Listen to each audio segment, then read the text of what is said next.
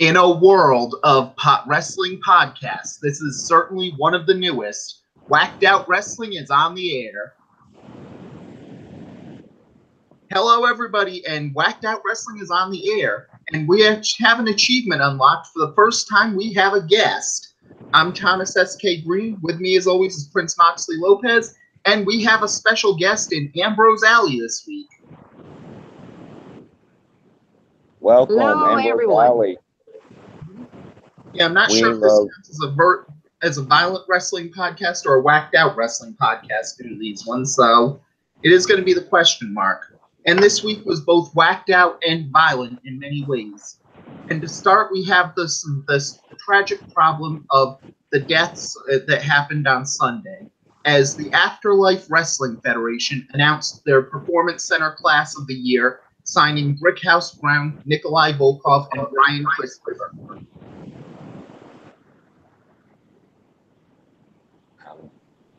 And our thoughts are with the families and friends and supporters of all three of those wrestlers. Yeah. That Sunday was such a, not to make it sound callous or anything, but it just like, damn, one after another. Like, yeah. Brickhouse Brown was, reportedly dead like 2 weeks before he actually died. Yeah. And honestly, that's really the case where each one of those deaths gives a different feeling on this one. With Brickhouse Brown, he was the least well known, but the fact he kicked out at 2 for one last time 2 weeks ago to live through it and then pass away afterwards was one last great story for his legend. With Nikolai Volkov, he was 70 years old and had died of basically old age on this one. And with his career in these ones, he won at life, and you couldn't help but feel happy for the guy having a life well lived. And for Brian Christopher, what a waste. 45 years old, suicide over a fucking DUI. Jesus. Well, there had to be more reason behind it than a DUI. Yeah, it might have been during detoxing and things like that. So Nikolai, like he was aged, and Nikolai should have never, like the Nikolai Volkov we knew growing up, and the reason why we know and mourn Nikolai Volkov, like it wasn't like somehow it worked kind of thing. Mm-hmm. And beyond the I'm Russian, you're American. Mm-hmm. Like he was so despised. He was so, he made that work, but that wasn't really him. Yeah. Like he made the character work so well. Yep. Well, the best story that goes with it was that he had defected from Yugoslavia because he hated the communist government, and when he was pitched the gimmick, he said, I'm Croatian. I hate the communists. And they just said, well, then make everybody else hate him too. And he did that really well. That's seldom, it's still out there here and there, but to loathe somebody, like I loathe Nikolai Volkov in the 80s and early 90s. Yeah. And it was just a proof of how good he was at the job. Heck, even in Georgia, there were some things that made it better where he admitted, yes, I like American culture. There's a lot of things I respect about the culture, but I think your athletes are jerks for boycotting the 1980 Olympics. Yeah. So there was a little bit more there on it. And then he would always do like, I respect you, but you're still underneath me, kind of. Yeah. That he was such a great actor. Yeah. He was a good wrestler, but he was such a great character actor. Yeah, and it was one where he was one of the first Russian heels that could actually be sympathetic in a way, because it really was down to, wait a second, all he wants to do is sing his national anthem. Why does he Yeah. not get to, but everybody in America gets to? He didn't lead the way because other people had done it before. Mm-hmm.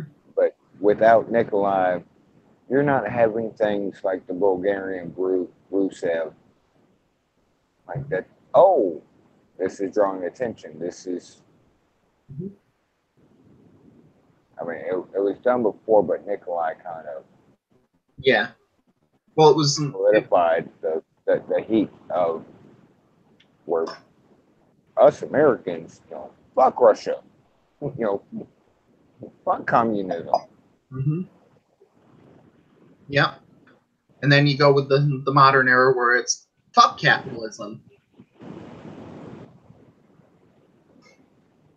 But speaking of capitalism, we have the other side of this coin on Friday, as we find out that the people of Knox County, Tennessee, can happily forgive a man who's a known arsonist, murdered his family, murdered his girlfriend and had sex with her corpse, tried to rape another man's girlfriend and forced her to marry him, then got the person to an abortion by a guy he beat up at the docks, beats up Pete Rose, and you can't even say it's a Trump thing because he tombstoned the head of the Small Business Administration. But that's still more viable than a Democrat.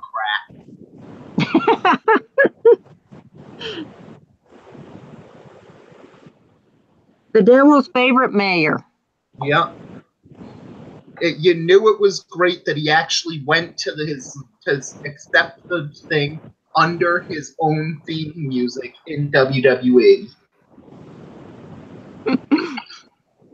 And that's still another part of this one where the good thing about this is no matter how serious a sport WWE becomes or how serious they get, everything that has ever happened in Kane's career is canon, especially the things that contradict each other. And not specifically to Kane, but especially Kane. Like, do we know remember things that happened like 2001, 2002, 2000? Like, and it's so mean to like, hey, you're a necrophiliac. Like, does nobody else remember the Big Boss Man's funeral, his dad's funeral? Like, that was Boss Man Big Show, not Kane. Oh, yeah, that was Big Show. Sorry. My bad. Yeah. But this will be a good thing for Knox County, is even if the Democrats went through, there will be some liberal viewpoints in this administration, as if Kane won the election, that means Daniel Bryan is also the Knox County mayor. Yeah. I'm the Knox County mayor. I'm the Knox County mayor. I'm the Knox County mayor. We're all the Knox County mayor, damn it. Yep. And that's really the thing. There are 3 officials in the government who have taken a stone cold stunner, and that is beautiful.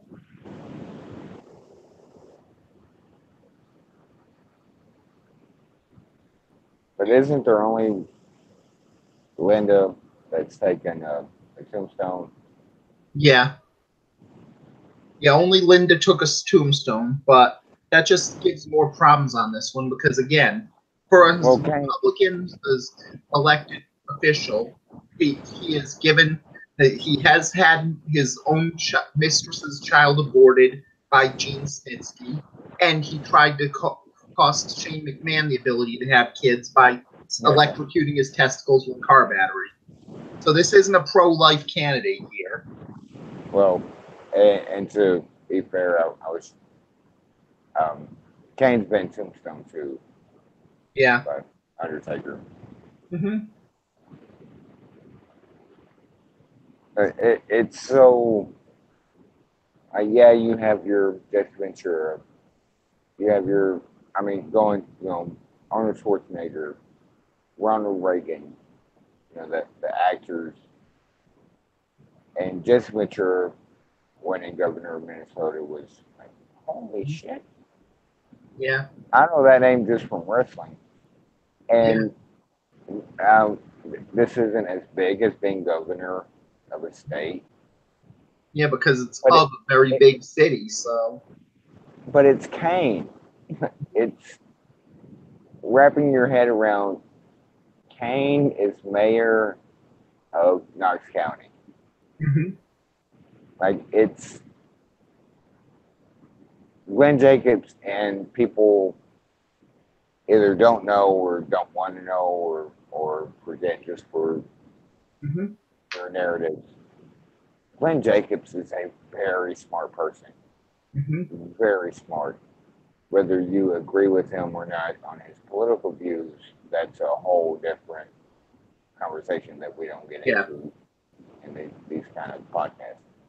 I can't remember what he majored in college. I think he was an English major, if I'm not mistaken, or he was a former teacher of it. So. Well, I know he used to substitute as an English teacher, but I thought it was something else that he majored in and minored in English. Yeah. Or it might have been the other way around, and I can't remember what it is. But it wasn't athletics. It was not athletics. It had nothing to do with like some athletes, like football players or basketball players.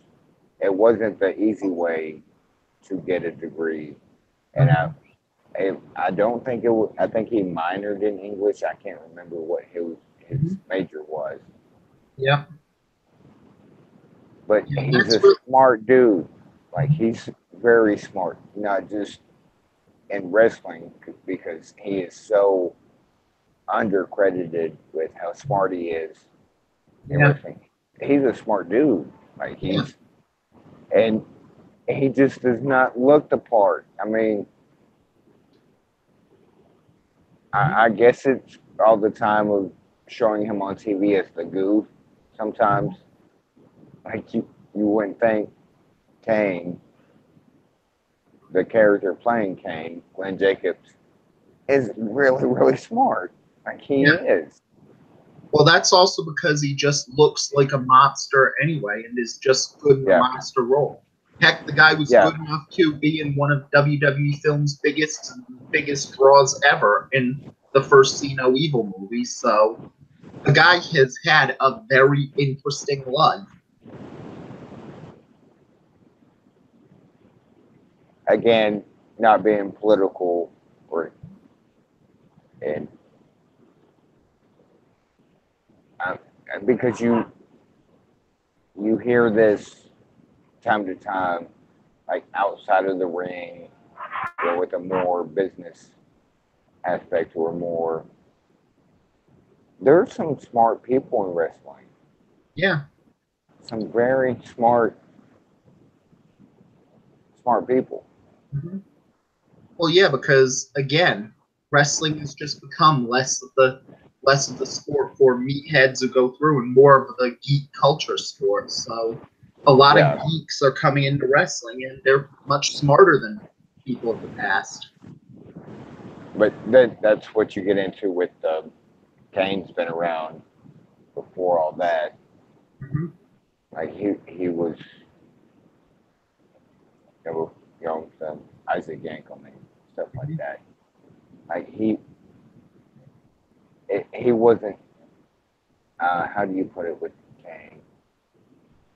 He wasn't looking for wrestling. Wrestling was looking for him. If that makes sense. And that actually, even his previous careers would make it questionable on it, because just using his previous careers, Knox County elected the Unabomber as their mayor. Oh. Yeah, storyline wise. I mean, and he won by a large margin. Yeah. Which we knew what we didn't know was if he would get the Republican nomination. Yeah, well, that's also the case because of how red the county was. If he got the nomination, he basically won. Yeah, whoever, And it was a whichever one. question mark because Yeah. Kane will admit he's a libertarian, so that's Yeah. a bit of a question mark right there for Republican views. So, Well, that's, but we weren't sure if he was gonna make it through the first, like if he would even be the nominee. yeah, He sneaked by that by, I think, 4%, 3%, something like that. hmm But once he actually, I think he won by 30 votes or something. yeah, Because I it was even did very a close for 30 votes, and then get a 2-to-1 margin in the general. But once you knew, once it was confirmed that he won Mhm. to be nominee for the party, like it was all over and done with Yeah. after that. Yeah, and that's really just an amazing thing. Even if technically the role is just county commissioner and they just call it mayor for those things, that's still a huge deal. And we may get closer to Jesse Ventura's original dream of a pro wrestler in the White House, as opposed to his, God damn that monkey's paw. Hey, Trump's taking some bumps. Mhm. Sorry, had him.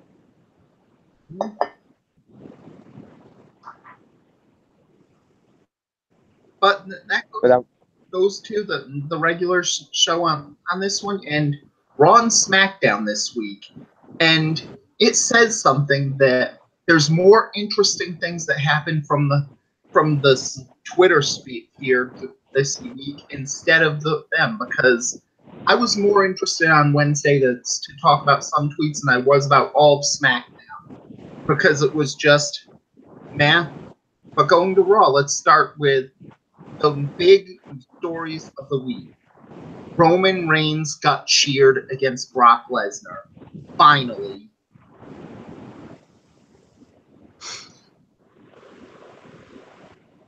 hey, Yeah. did they were cheering Roman, right? Yeah. They were cheering Roman. Yeah, they said we want Roman by the end of the Roman versus Lesnar stuff. And all it took was weeks of saying that Lesnar was about to dump the title in UFC, and finally once saying that Brock Lesnar likes his steak medium well. Oh, the medium well thing. What the fuck? Yeah, but the picture of him there with the Woodsman magazine and everything has created some great memes. Yeah. And that's always the problem. The problem where there's just a bunch of different ways to go with it. Go with Lesnar just not caring and just continuing to not care.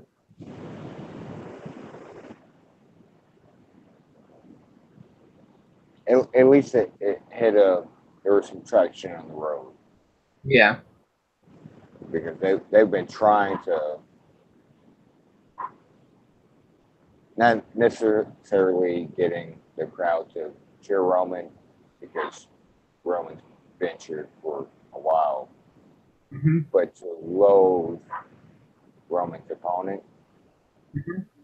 whoever it Yeah. might be, and it finally got some traction with, oh,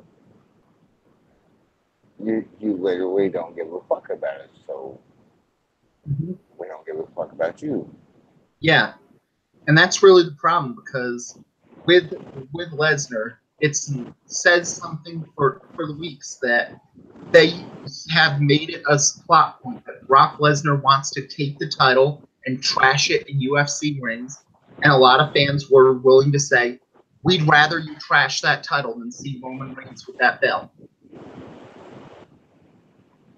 Yeah, there's been some. Yeah. But at least they did cheer Roman, and then that led to a lot of different problems this week, where some people saying, No, they didn't cheer Roman. They were chanting Daniel Cormier, and they just covered it up with "We want Roman" chants, which was bullshit. And then the big question on it, where at least one person got some traction on claiming that WWE is outright paying fans to cheer Roman Reigns, which is absolute bullshit.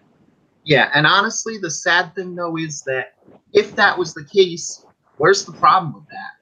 For years now, pro wrestling promotions have been telling the fans, your cast members, your extras, treat us as it. So why can't they just go the next route and say, okay, we're giving those good seats on the thing that are on TV to free admission or upgrading your admission if you buy a lower seat. We're willing to offer you merchandise of your favorite wrestler, or hell, we're willing to pay you a little bit of money. But you can accept compensation. But if you accept compensation, you're officially an extra on the show, and we can tell you how to cheer or boo if we want to. Just in surely people realize that's just bullshit. Well, of course it's bullshit, but it just seems like something that would be perfectly reasonable on this one, because if you're going to consider the fans extras, then why not go the extra route and make some fans extras and basically say, okay, you'll be an extra, but if you choose to be an extra on the show, we can dictate your character. And if we say your character is you're a guy who likes Roman Reigns, so be it.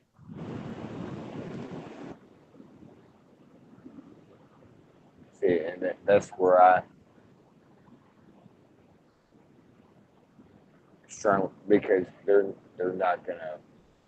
Back in the day, maybe with some people, maybe the WWE is not paying fans to cheer Roman Reigns. Yeah, it's not happening.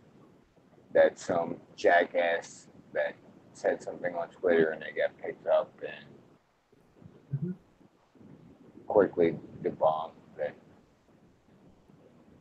they're not doing that shit.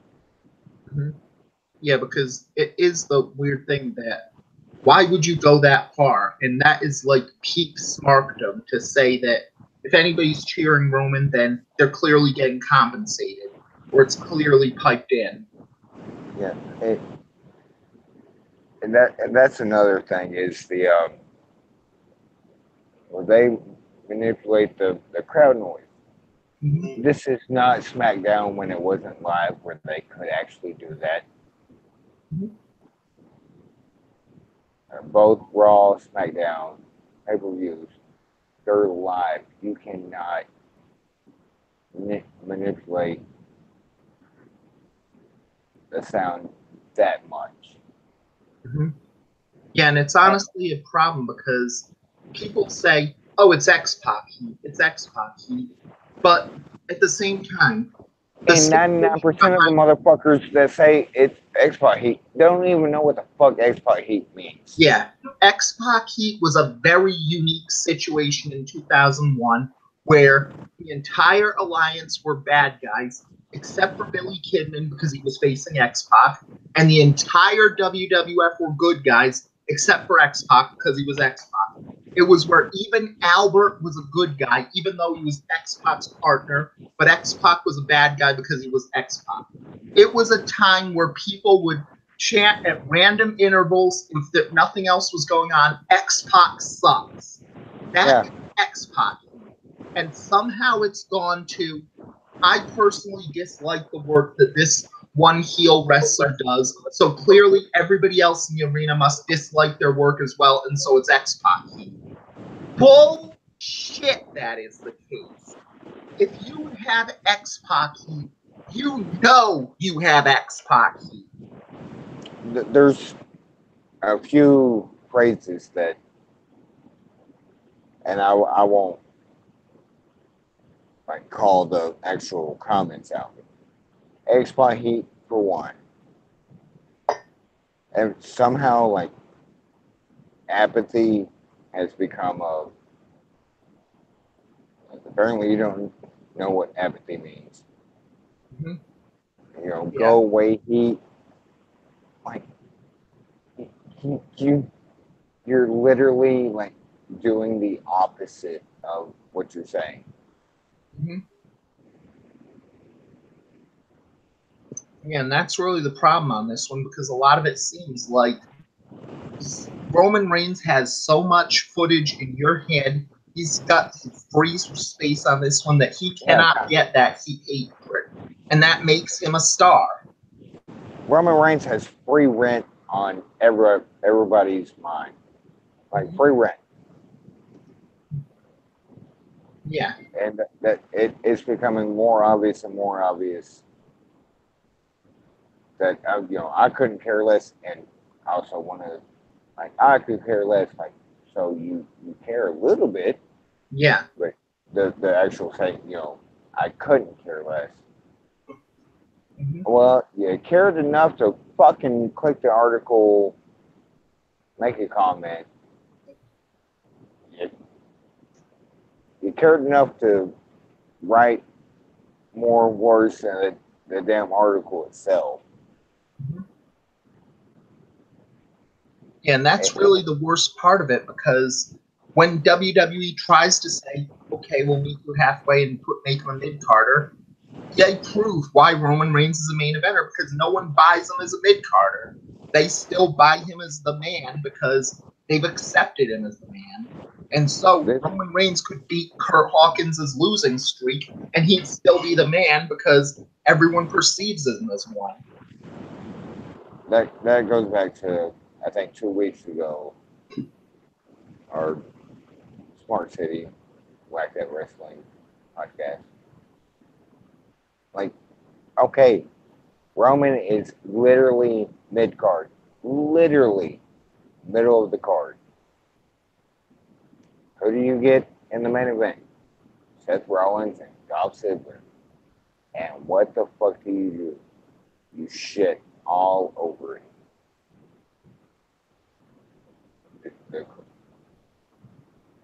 And yes, that was the in crowd, not the TV crowd. But good lord, like, you can't have it. We want it this way. We don't want Roman, main eventing. We don't want this match. We, to close the show. Mm-hmm. And so what do? You give the Iron Man match, 30-minute Iron Man match to Dolph and Seth, and 10, 9, 8, 7. Yeah. Wrestling fans are never happy, I guess. Mm-hmm. Yeah, and that's really the problem because it just boils down to the fans won't be happy until that fan personally gets the power that Triple H has in the WWE. And if that fan gets it, every other fan will complain that they gave it to him and not them. Oh, I can already tell that because there's already been. So I can't wait for Triple H and Stephanie to take over. There's going to be backlash like, well, damn it, that's not the NXT that Mm-hmm. It's bound to happen. Yeah, and that's really the problem because Triple H has made it clear that if he pick up power in this one, Raw and SmackDown would not instantly become NXT in 205 Live. Yeah, because it's different masters you have to serve on Raw and SmackDown than NXT and 205 Live. It's an impossibility. Mm-hmm. Like but boy, if people aren't clamoring for it. Like, oh, I can't wait for Triple H to just take over everything. Like, nobody knows how much input he has. B, what little bit we do know he has over NXT 205 Live. Okay, those are great. 205 Live is getting better than it was. Yeah. Yeah, but at the same time, there's also the case that 205 Live doesn't really have any star power on the show on it, and they've been booking a lot of guys strong to try and make them stars, but no one's really caught fire yet. And NXT is such a random thing that you can have people come in and out every so often. People miss them just enough so they're always stars. But you can't do those things on Raw and SmackDown. You have to have everybody on the show every week, or else people forget about them. Some fantasy booking or whatever you want to call it is unfucking feasible. Yeah. Yeah, and that's really the big benefit that I view on my fantasy booking. My fantasy booking's insane. It would never happen. And that your fantasy booking when you sent me all the yeah, you can admit that my fantasy booking's batshit insane, and that's why I have no problem on it, because I know they could never do that in a regular thing on it. It wouldn't be good for anybody.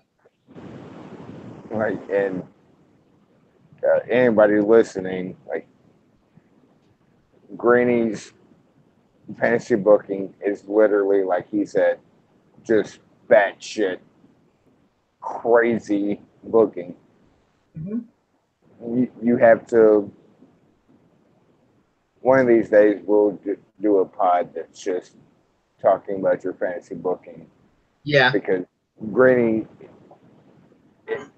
but it actually comes to a head. Like it works. Like you reading it, you think like there's no way that's gonna. But he has an end story. Yeah. Like there's something there. Yeah, and that's go from no meat on the bone to now I have a rib full of meat that I can chew on. Mm-hmm. And isn't that how it's supposed to work? Yeah. Like, that's where we're going. Mm-hmm. And that's lacking not just in WWE but a few other promotions. Yeah. And that's really the problem, because with 205 Live, you have to have some star power, or else no one's going to care about them. And that's the problem, where they have a lot of great wrestlers right now, but no real stars. And any stars they get, the fans will say, "You can't put them on 205 Live. It's beneath them." Yeah. Goes there. That was always. That's been a problem since 205 Live became a thing. Yeah. And it's the problem, because Enzo Amore had the best 205 Live example, because he was one of the only stars who had fallen off just enough so that they'll say, "Yeah, okay, throw him on 205 Live. We don't care." Cass's injury was Enzo's blessing. Yeah. If that makes sense. Yeah. And that's the same thing with NXT, because they have enough stars to be good on it, but NXT has always been like an NBA team that has 12 great role players, but no one all-star. It's going to be just good enough to get you to the playoffs, probably make some noise there, but you're not winning a title with that team. Yeah. And that's really the difference, because on Raw and SmackDown, they know you need a star, and that star has to be on TV every week. Well, I'll pluralize. You need stars. Yeah. And those stars have to, the women, the men, and that within that self lies the problem of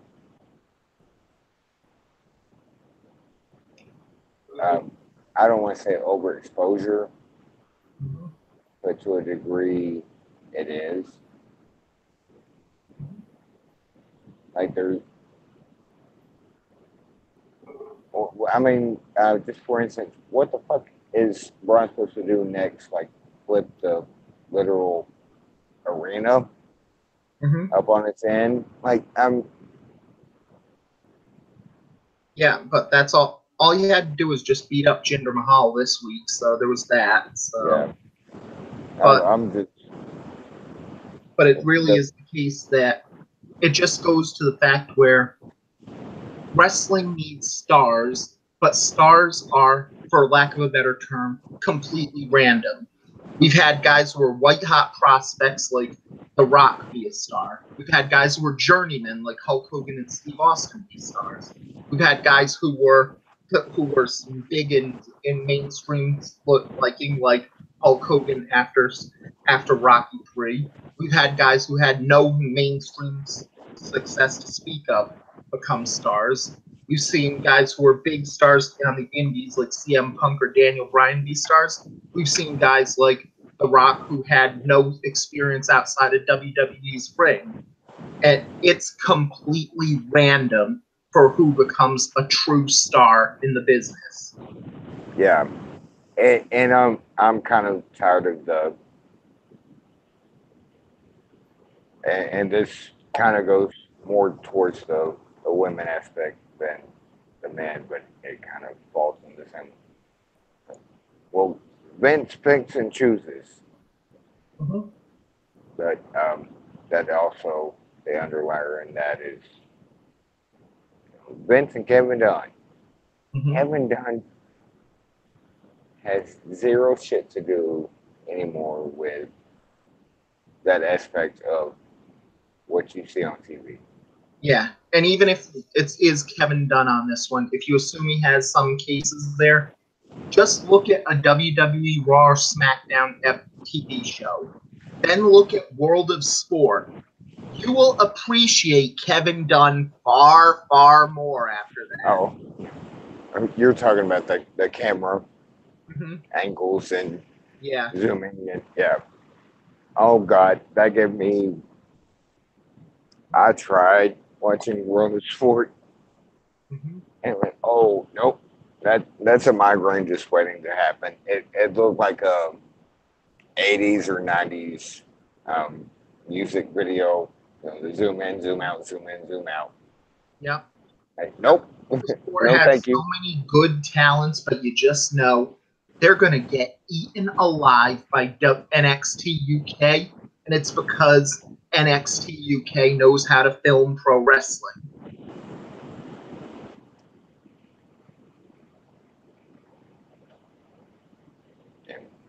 I'm sorry, AA, but we went off on a tangent and Mm-hmm. That's okay. There's nothing wrong. Yeah. If we go off on tangents, feel free to pipe in. So. tell us to shut up every once in a while. That Yeah. we're okay with that. Nah, Yeah, I won't again, do that. you're our first guest ever on Like That Wrestling, so Yeah. and Green and I are just I guess used to just talking and saying what problems lie and Mm-hmm. we're not used to, Yeah. I guess. So Yeah. It's going to need to be worked out before the next plan of Vince McMahon and sodium pentothal, a live spectacular.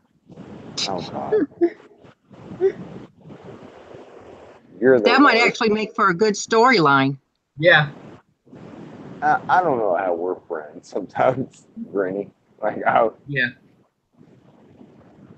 good Well, lord. yeah.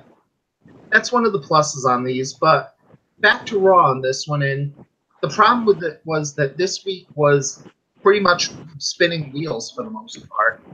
There wasn't Yeah. really that much that was important from either Raw or SmackDown this week.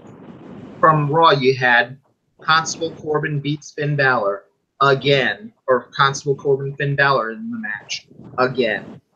You have Alexa Bliss suddenly decide Alicia Fox is part of her group because Alicia Fox needed something to do, and it was her time to be allied with Alexa Bliss.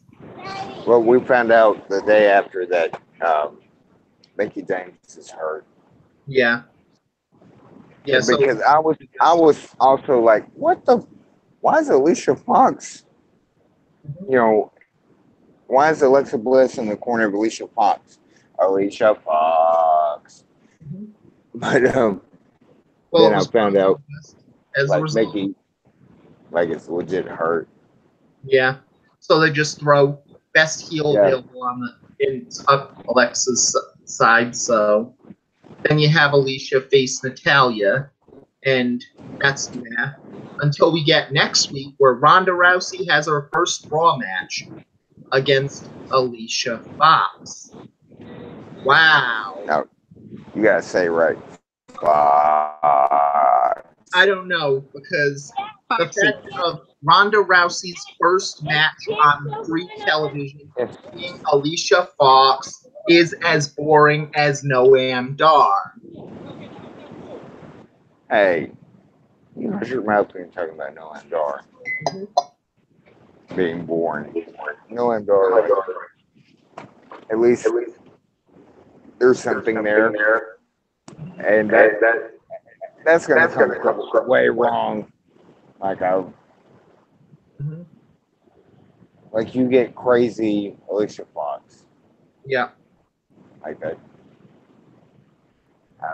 And I feel bad for both of them actually because they are so back of the line, kind of like, hey, you're a warm body, we'll use you, hmm but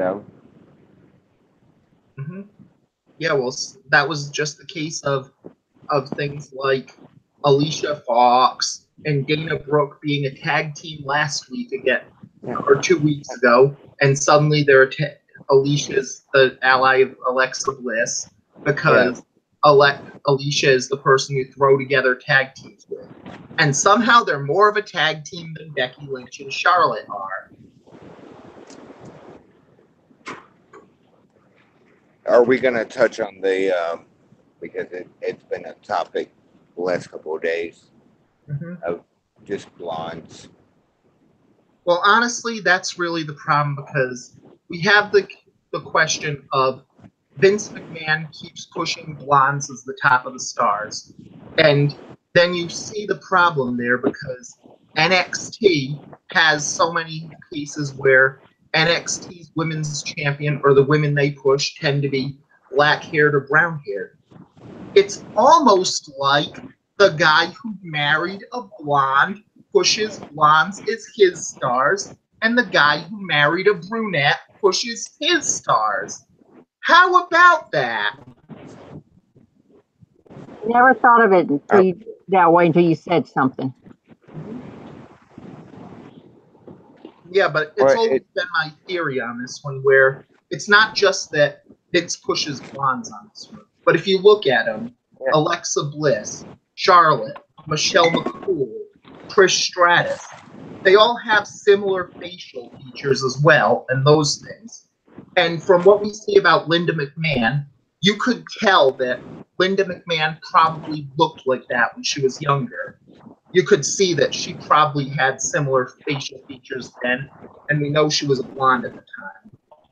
And then you go to NXT, and Triple H pushes so many brunette women, and we know Stephanie McMahon is a brunette. So you could see that it's likely they're pushing women who look like the woman they love, and that's perfectly respectable. but I also think to some degree, how do I put this?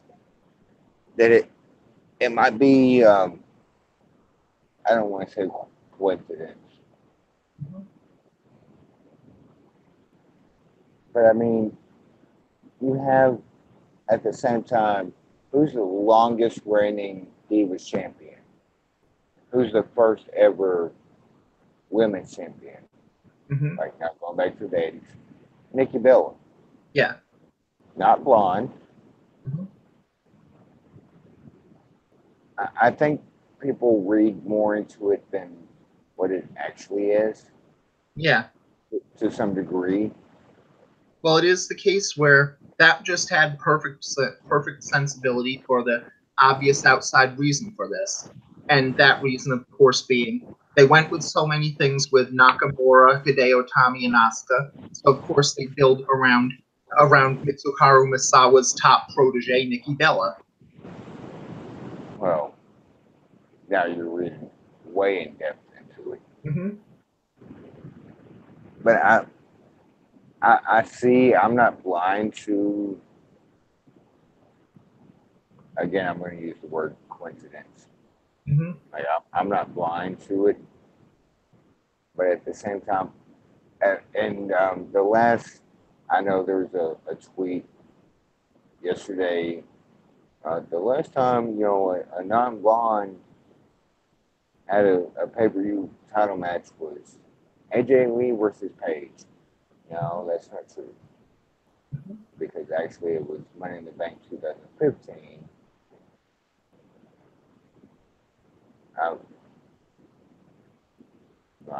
And however he said it, I've done my research. Now, apparently you didn't do enough research. Because it was Money in the Bank 2015 that the woman was on pay-per-view that wasn't blind, fought for the women's championship. Mm-hmm.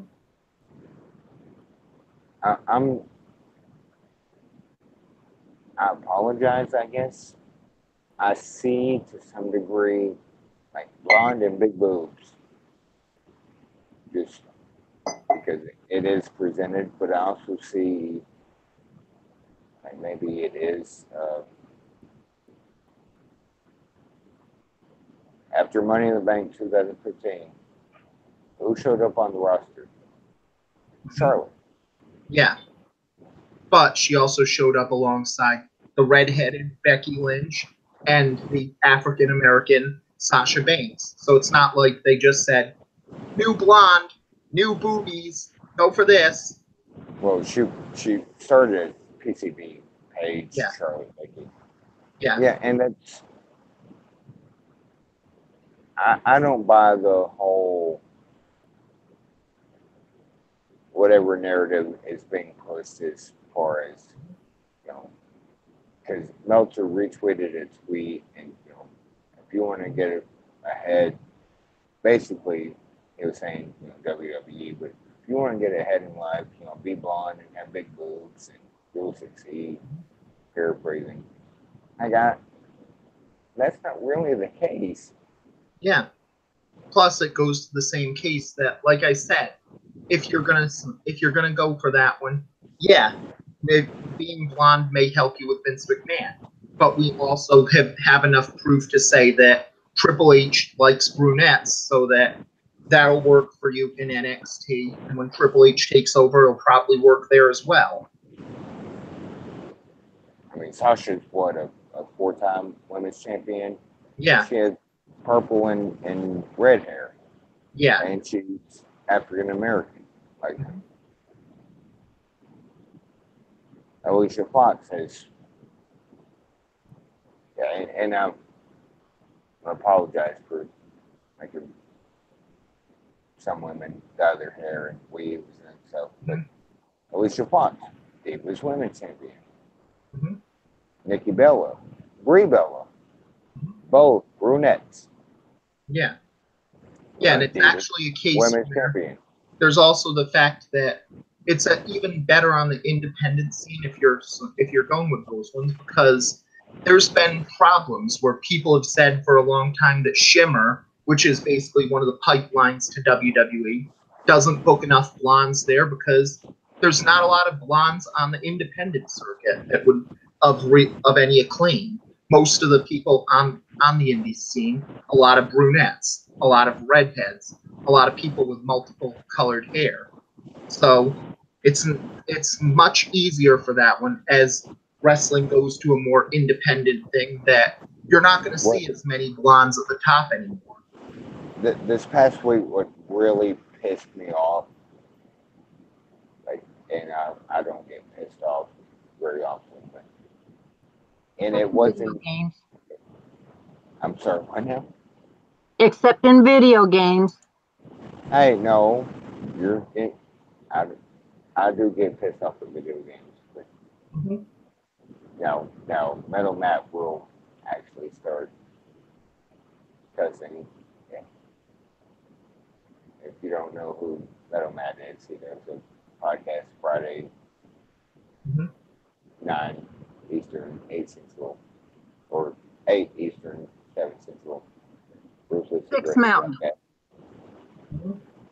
And he's very clean on what he says, unless you're doing like a hangout or something, and he's playing a game, and he's straight edge. Like he doesn't drink, doesn't smoke, doesn't cuss. Unless What do you do? You get him in front of a video game that's frustrating, and he lets all the swear words out. But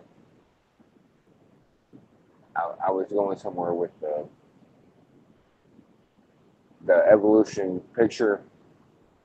I'm not even sure if that was actually released by WWE, where it has Ronda, Charlotte, and Alexa, all white blonde women. Mm-hmm. Yeah, but that's also the case where, yes, they were all blonde women, they were all white blonde women, but you can't really They're deny your all three of them fucking deserve top stars. Yeah, you can't really deny any of them don't deserve it, and if you did something for it, it would be hard to make it that much better for it, because there's not a lot of big stars for it to replace it with. Like, maybe replace it with Charlotte, with Becky, but you'd be more likely to say, well, why didn't you replace it with Asuka or Naomi there? Yeah, like it's damned if you do, damned if you don't. Mm-hmm.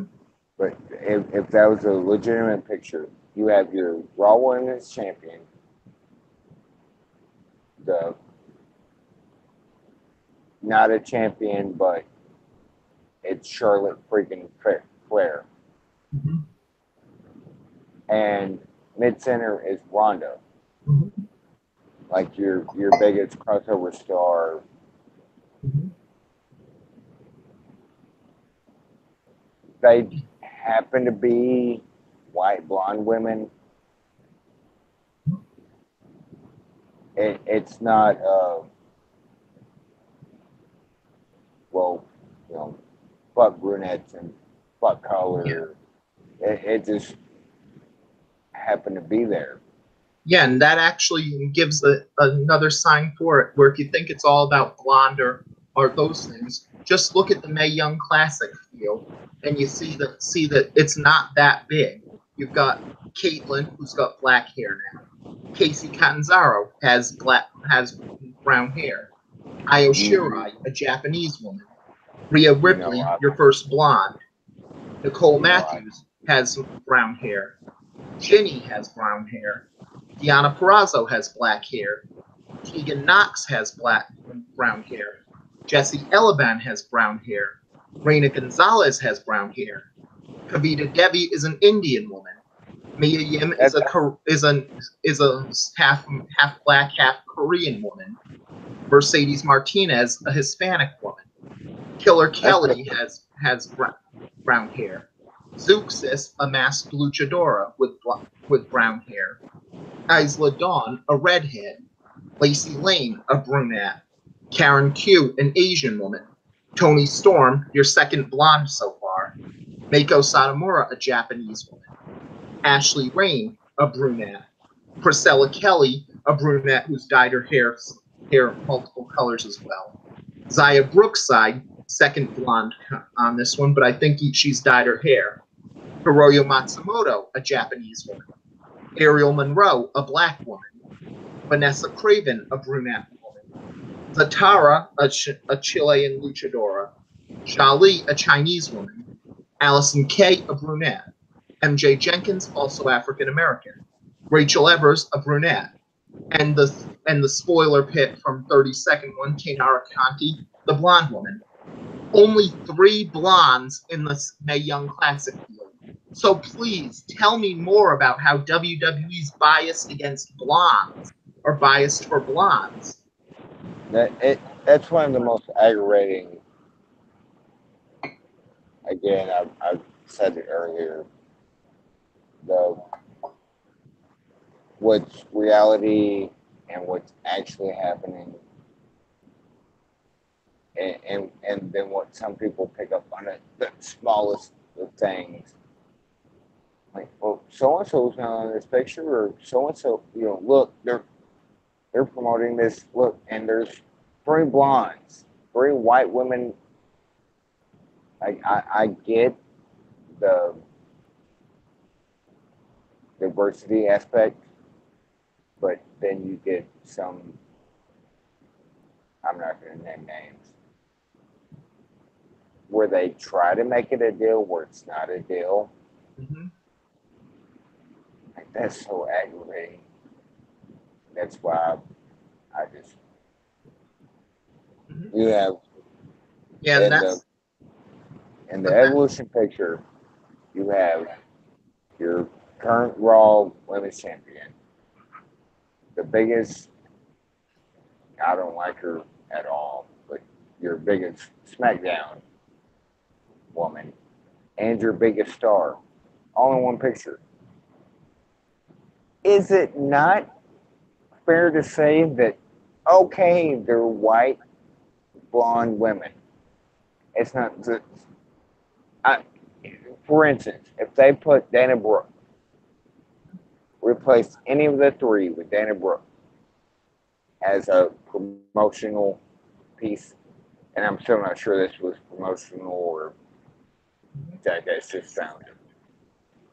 Yeah, if they replaced him with Dana Brooke, then you may have a case for it. But yeah, like, okay, now we're literally just going with big tits and blondes. Yeah, like that's or nice ass and blondes or whatever. But if they were literally, and they are, Raw Women's Champion, the biggest crossover star you've had in a long time, and Charlotte. Yeah. Like, who Charlotte was basically the biggest star on SmackDown's women, so she counts even if she's not the champion. And if they gave the champion, then you'd have Carmella, blonde white woman. And see, I would even go to some degree, like, oh damn, they put Carmella on it, but they didn't. Yeah. They put Charlotte, and they're both blonde white women. Mm-hmm. They went with stars, not as a racist thing or anything, but they'll get called out. They've been called out. Like, it's but even if you're going to call them out, really, the only person who'd have a case to be in that rarefied air to say, yeah, they deserve the spot on it, who would not be, who would be, and that one would be put Sasha Banks on it. That's really the only woman who has a strong case for it.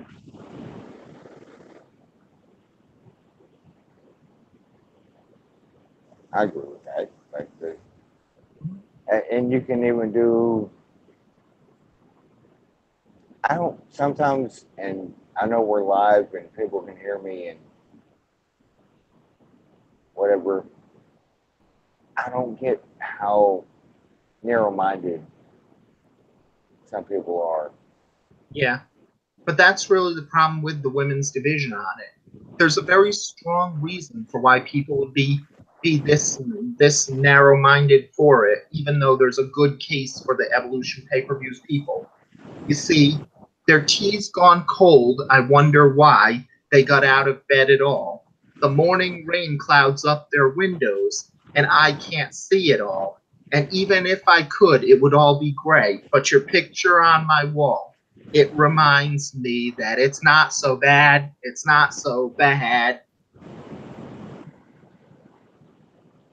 Dotto turned into Eminem. Yes. But I can even see that, but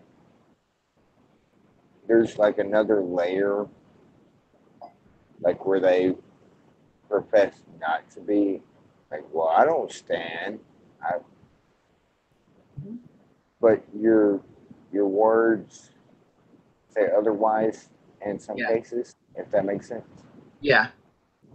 And that's really the problem, because again, on paper, all 3 of them deserve to be on the poster, because, and if you looked for a little bit more diversity, only Sasha Banks is a slam dunk.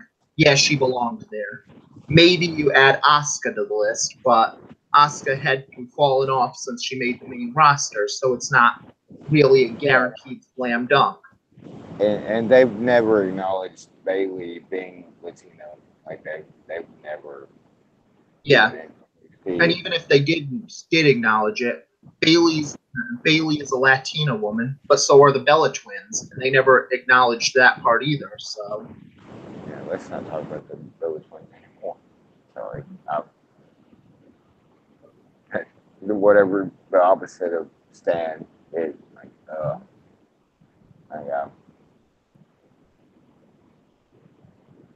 yeah. Something tells me they're gonna be in a big match at Evolution. And Yeah, but honestly, that's really the case where if they are, it works. It makes sense, and it just makes sense that the Bellas have been begging to wrestle the Iconics for a long time now, and honestly, that match wouldn't be that bad. So,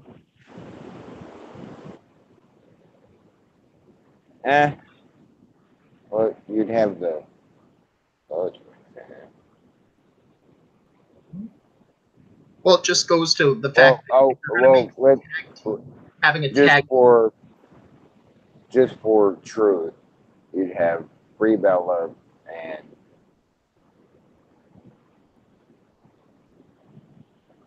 the other half of. Mm-hmm. Like, I'm a big Peyton Royce fan. Mm-hmm. Yeah, Billy Kay. Yeah. Peyton Royce. I think she's awesome. Mm-hmm.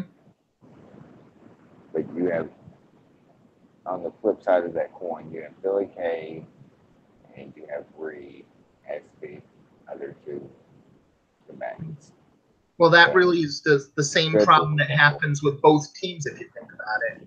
In both of them, they're connected to each other in a big way for it, but it's a problem because one half of the team is a better face and one half of the team is a better heel.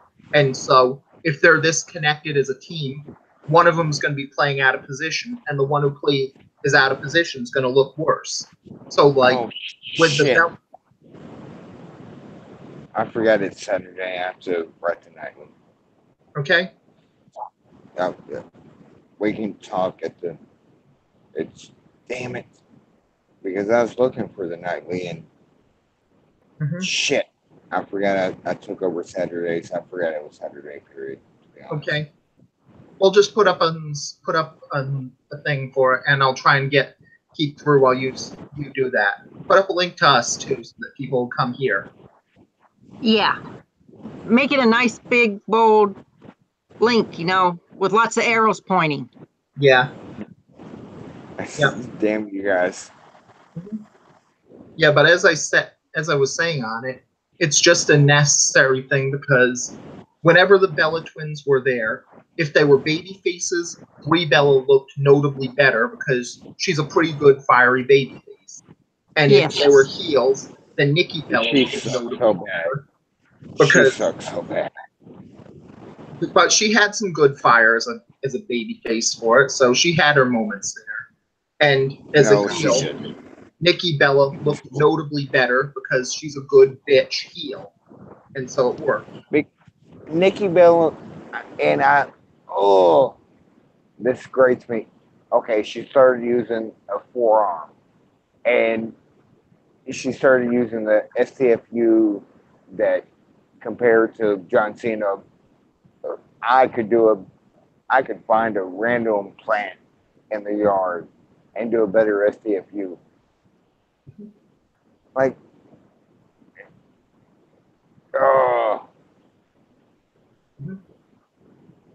Well, that's the point. She did improve. I'm not good. Yeah, but it's the point where when they're faces, she still sucks. I'm sorry. When they're heels, Nikki's better, and I think that's probably the same thing with the Iconics because when they're heels, Peyton Royce is better, but it's pretty clear if they were faces, Billy Kay would be better. So I think just honesty, like it would take some work in a WWE environment for Billie Kay to. She's not bad. She's just since NXT and the call up, like she's like I still don't see it because it's been turned on since the first match, but I saw that first match. Charlotte Flair made the big mistakes in that match, and it was pretty obvious from the cheap seats. Charlotte Flair made the mistakes in that match. So, can I go out on a limb without being crucified that Charlotte's overrated? no, I think it's pretty fair that she is kind of overrated, but she's one of those people who's like the Final Fantasy VIII of professional wrestling. At the same time, they are both the most overrated performer and the most underrated performer in the ring somehow. Yeah, I see what you're getting at. Mm-hmm. Yeah, and it's weird because the people who hate Charlotte say that she's the most overrated, but the people who like Charlotte will say she's actually kind of underrated, and nobody says that she's actually pretty rated.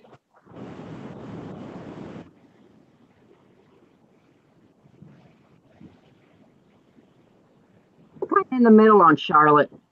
It's just, it's like, okay, she's a good wrestler, but I'm thinking she's more of a big hype and everything because of who Daddy is. I tend to see things like that. Today's the 3rd, right? Mm-hmm. Today's the 4th. Yeah, Friday was the 3rd. Thank you. Sorry. But it's still weird on that where it's not just that who her daddy is on these ones, but there's going to be a little bit overhyping for it because she's Charlotte. And if you think about it, there's going to be some overhyping because Charlotte Flair is the greatest performer who specifically came up in the Performance Center era that WWE has had, if you think about it. Like of all the Performance Center students, can you really think of someone better than her? That's where she gets a small pass, or at least a pass for me. Like she legit, like that's where she started. Like, hey, I'll try my head in this, and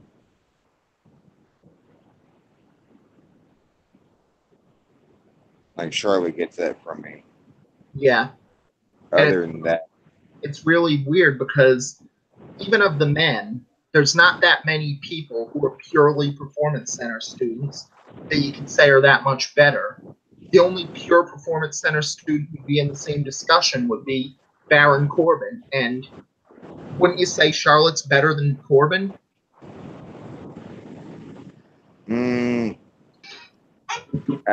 are we considering the current Constable Corbin character? I mean, just as a performer, all round. So. Yeah, I'd have to nod my hat towards Charlotte to some degree, but I just, and I've made no bones about it in other conversation.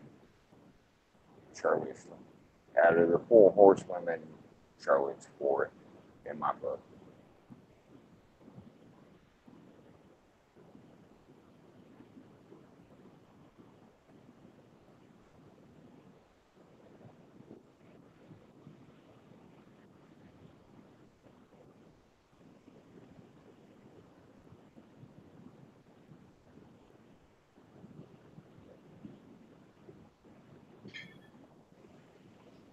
But continuing as this went through, you have some more stuff that didn't really matter from Raw.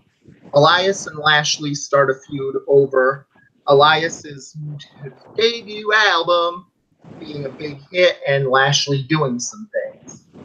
Yeah, Rockin' Robin. Yep. Yep, it's one of those things where Throw them both on the card, give them something to do, but does it matter, really? Same thing with Mojo berates the job squad on it for being better than they are, and then Bobby Roode joins the job squad. Meh. You have the continuation of this is actually a feud of the authors of Pain and Titus World Slide. Credit to Morris. Credit to Morris. World Slide. As Apollo Crews continues the beatdown of the authors of Pain by beating Occam clean. What? I mean, I know that that Team Titus deserves to go through, but you have turned one of the best monster teams into just another act in 3 months. Yeah, that's like you had everything was right there. Like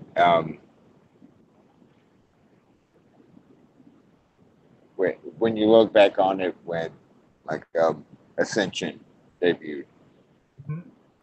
and you say, "Oh, everything was right there." Literally this time, excuse me, literally this time, everything was right there. Mhm. They're fucking powerhouses. What? Excuse me again. Why are they? Aggravating as shit. Mhm. And it's not just them for it. Now we've also seen it with the Revival. We've seen it with the Authors of Pain. All these great pure Oh, tag teams, and they I thought just destroyed them. we were talking about other. Sorry, I'm trying to Mm-hmm. do the night again. Yeah. Damn it, more words. Mm-hmm. Uh, I need more characters. But the authors of pain call up just Yeah. Yeah, that it's was been the problem, that they didn't need any more time on that, but they should have gotten more time anyway. and I was talking to I don't know if you're aware of Dancing Wins Dance Mm-hmm. from K-Side or Yep. on Twitter, Booststack9. And like that's why things like Kevin Owens debut, Paige's debut, that's why those things work. So because all of a sudden you're a big fucking deal. Yeah. Paige won the championship right away. Mm-hmm. Okay, you're a big deal. Kevin Owens said, "I don't give a shit about the United States Championship," and just pop up powerbomb John Cena. Like I just want to whoop ass. Mm-hmm. And but we're in a time where not everybody can do that, I Yeah. guess. Yeah, but that also goes back to the problem that NXT has to build up stars for all those parts of the show that it needs to be, but it's kind of bad with things like the tag team division where they have so many good tag teams that are built up, and then they're brought up and they're just jobber teams. Yeah, Like and that's been the worst part is the tag team division. yeah, and that would be, and it's one thing if it's like, say, Tyler Breeze was a big star in NXT, but he was clearly someone who'd just be a comedy guy on the main roster. Call him up and make him a comedy guy, and yeah, it may not be great, but fair enough, go for it. But when you have teams like the Ascension, the Revival, Authors of Pain, who are ready to be top tag teams, and then they're just jobber teams, why?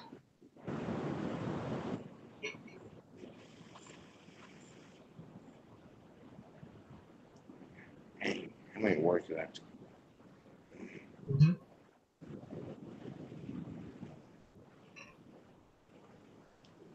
And that's and I like tag team wrestling. Like I really do. Good Lord, how many damn words do I have to put? I'm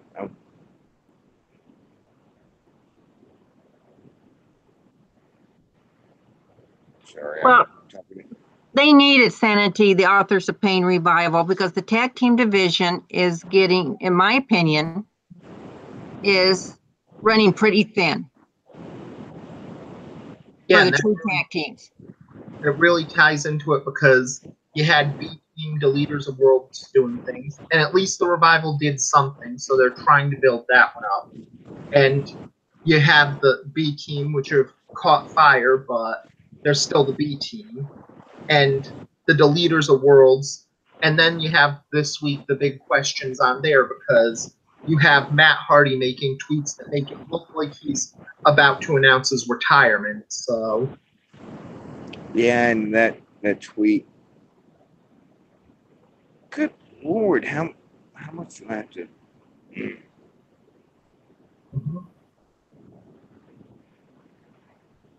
well, it's always the problem because on the one hand, it seems to make sense, especially with a tweet today that he said that the Project Omega has caused his lower back to fuse to his pelvis, which is making it more likely that, yeah, he's about to announce his retirement. But at the same time, you also have, it's Matt Hardy here. And even if he's woke or he's broken, he's still Matt Hardy. This is the boy who cried wolf.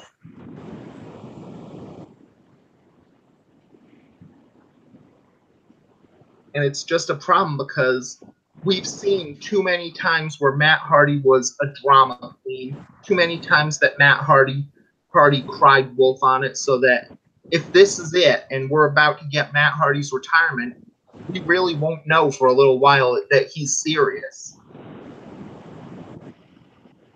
Yeah, and that's to his credit throughout his career, working the audience, working like that's a good thing. At the same time, I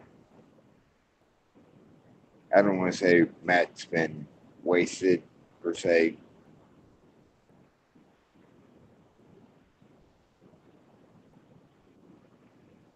In any TNA, WWE,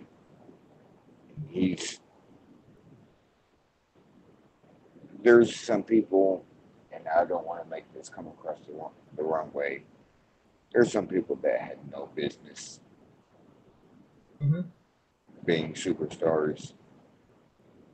In my opinion, Matt was one of them. Love him to death. I mean, my wife bought a Motor Vaughn shirt from the live event. Like, love Matt Hardy. He didn't. Yeah, he's athletic. He had to. That's where it gets hard for me to try to explain of my fan workers. Like, not you had no business being, but like, how did you get here? Yeah. And honestly, that's really the thing, because if you really think about it, the Hardy Boys and Edge and Christian are intertwined in that case. Jeff Hardy and Edge were both guys who had it. They may not have been the better wrestler of the two, but they had it. And you could tell they had it. Christian and Matt Hardy may have been the better wrestler of the two, but they never had it, but they could fake it. And they were two of the best wrestlers ever at faking it, to the point where everybody believed they had it.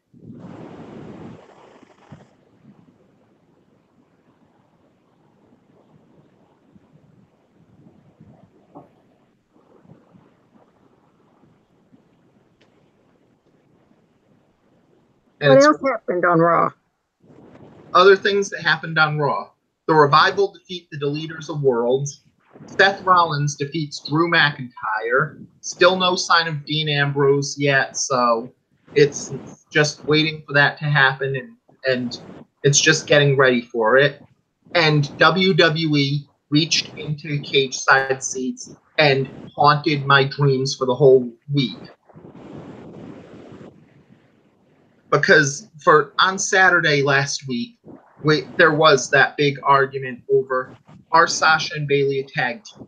And I said during that, I don't care about that much for it. Just give me a team name, give me dressing alike, give me tag team moves for it. That's all I care about to be a tag team. I'll see the Riot Squad and Absolution as tag teams. I'll see the Iconics as a tag team. But that's all I need to say Sasha and Bailey are a tag team. And then on Raw, you have them dress up, and the announcers say, they have a team name now. They're dressing up together. They have tag team moves. And it was like they were saying, yeah, SK, you have no excuse. They're a tag team now.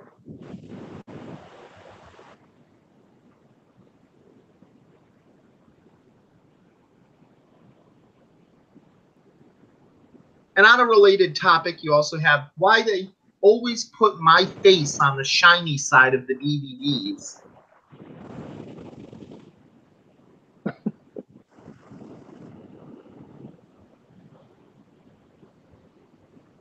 Good Lord, that took almost an hour to post.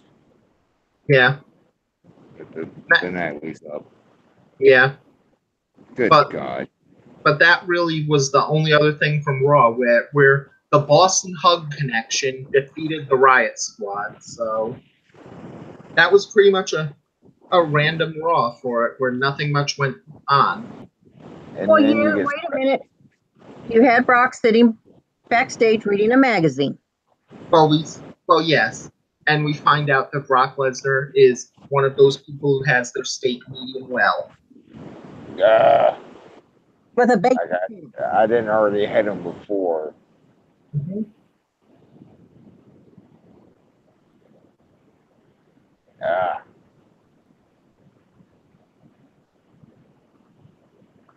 The magazines he was reading, like they could do some fish and shrimp or something. Yeah. Like that. Gigantic S's. Yep. How to be Roman Reigns' bitch. Well, there's also that. Oh, AA's coming out of her shell. Yeah. It takes a while, so. Coming out of my shell? Well, you just said, how to become Roman Reigns' bitch, so. Well, that was the meme I saw. Oh, okay. And then there's also one, they taken the magazine and turned it into an anime. That he was reading anime and. No, I don't think that Brock Lesnar would read anime or be that much of a loser. I mean, he's not wearing Bullet Club cologne or anything like that, so. Apparently that's the thing now. I just saw earlier, they. In a related story to Bullet Club cologne, somewhere at the Unilever offices, the makers of Axe body spray started a huge celebration saying, "We're off the hook! We're off the hook! We're no longer the scent of incels!"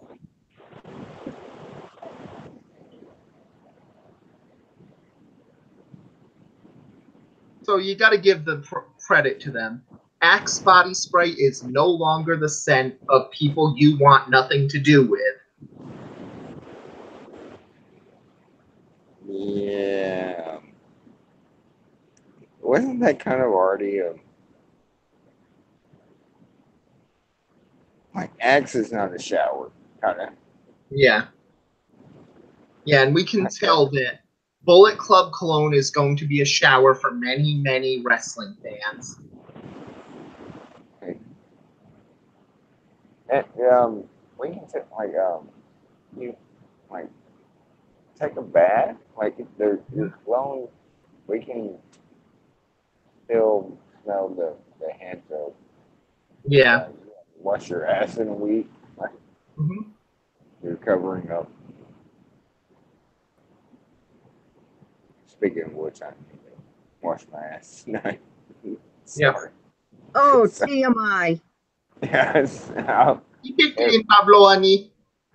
Bad joke. Bad joke. And SmackDown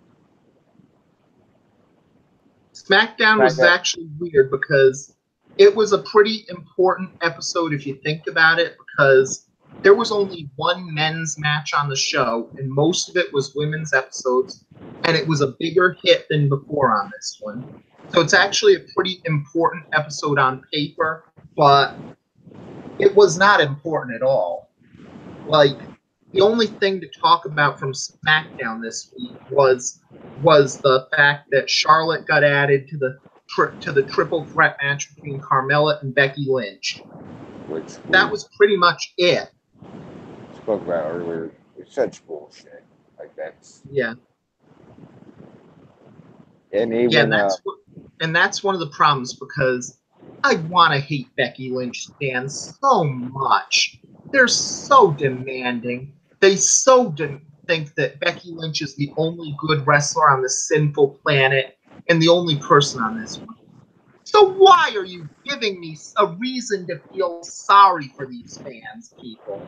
I want to take the WWE's side for why they don't push her.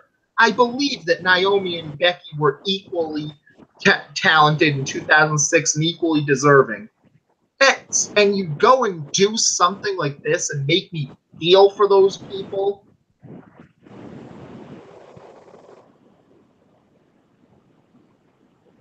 It's a shame. I want to hate the Becky Lynch fans so much. I want to hate the fact that they say that she's so adorable on social media and keep saying she's so adorable is their code for I want to have sex with her. And they keep going and going, but they don't have a good reason for it. And now you've given them a good reason to say Becky's being buried. For shame, WWE. Make me hate these guys. I don't know about that. Like as far as you went, but there's no sense in. We spoke of earlier, like Charlotte being interjected into. There's no rhyme or reason. Yeah, and this is the problem, because WWE doesn't deserve the respect on this one, because it's just stealing Becky's thunder for no reason. You know that it's probably going to be Charlotte winning the title now, but you can't even say Becky will turn heel, because we know they're not turning anyone heel in that one until the Horsewomen versus Horsewomen match. So you can't even say that's going to be a reason for it. And likewise, Charlotte's not turning heel because, again, Horsewomen versus Horsewomen.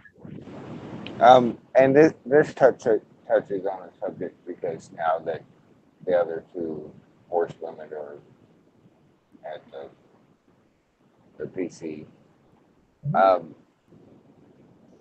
there's no way they do this program without the WWE horsewomen being held. Yeah. That's just my belief, my opinion. There's no way you do Ronda, Shayna, and that's going to be a very fine line you walk to get. I mean, you're talking about Sasha, Bayley, Charlotte, Becky. Yeah, and honestly, that's the problem, because honestly, we've seen this with Mayweather versus Big Show before. I can tell they're probably going to try to make the WWE horsewomen the heel, but we all know no one's going to buy it for a second. We all know that the fans will say, no, you will not make the WWE horsewomen the heels. We won't let you. Yeah, there's going to be some backlash. But I just see, in my mind, which I have very little of, apparently, I see, just based on like actuality, the MMA for horsewomen, they're gonna portray as face.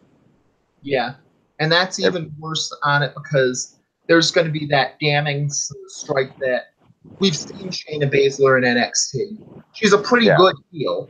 So if you say, no, cheer her because she's Ronda's friend, and you say, boo the people you loved for 4 years because we said so, no fan's going to take that.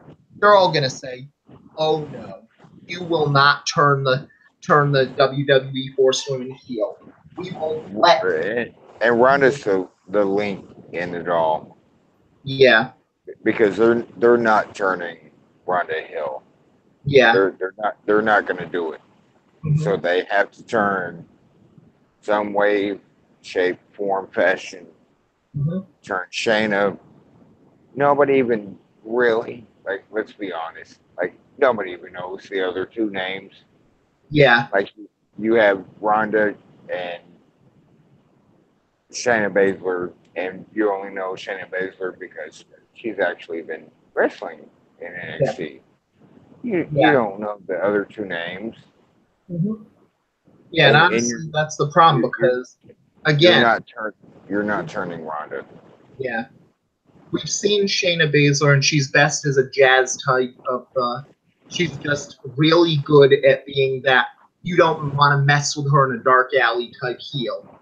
But that's not someone you can make as a smiling, happy-go-lucky baby face.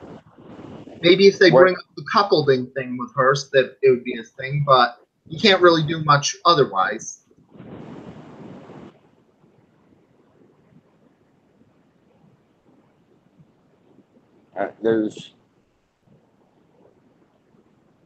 She won't be the Apollo Crews. Yeah, but it's also the same with other ones for it, with the unknowns for it. Jessamine Duke may or may not be a face on this one, but even with Marina Shafir, people know her solely because she's the wife of Roderick Strong. And Roderick Strong's now a bad guy with the Undisputed Era. Yeah. So you're basically telling that as two people who know in NXT as heels. They're like the problem, though. You're trying to do a 4-on-4, and one because it's fucking Ronda Rousey. Mm-hmm. The other because it's the current NXT champion, and you've seen Shayna Baszler, in headlines, and the third one, because of Roderick Strong. Mm-hmm. The fourth one, who? Well, in defense, she at least has she does Twitch streaming, so she's about as well known as Dakota Kai would be there. So, I'm just saying, like, the overall reaction and perspective. Yeah. Like, I know who they are most. Yeah, but it also ties to the same thing because, again, you've got two people who are easy heels and one person who, with Ronda Rousey, a trained monkey could make her a bad guy right now if they wanted to. But they're not. If they wanted to. See, that's the dilemma. If they wanted to. Yeah. There's too much money in Ronda being a face. Yeah. There's too much money on the table to not have her other than a face. And Ronda, agree or don't agree, that's fine. Ronda is the face of the MMA for horsewomen. Yeah. Like, she is it, and everything rides on her shoulders. Yeah.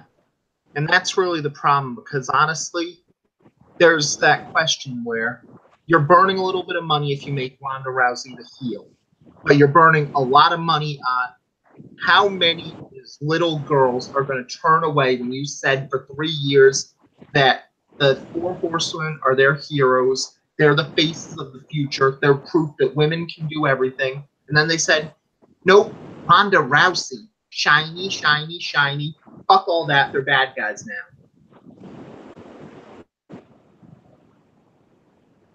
See, that's where fandom has transitioned through the years. Mm-hmm. in many degrees. Mm-hmm. Well, it's not even just fandom, because if you think about it, this is a big problem that cynical adults like us won't know, but someone like Morris would understand a little bit more on this. And it comes down to the fact that to an adult, we see it that if a face turns heel, it's part of the business and it's part of everything. But to a kid, if your favorite wrestler becomes a bad guy, you will be devastated. You will cry yourself to sleep that night. How could your favorite wrestler turn evil like that? How could they sell out everything you believe in? How could they turn their back on you? And that is a very important thing where we know there's a lot of little girls out there who think that for Sasha, Bailey, Becky, and Charlotte. We know there's little to no little girls out there who think that for Ronda Rousey.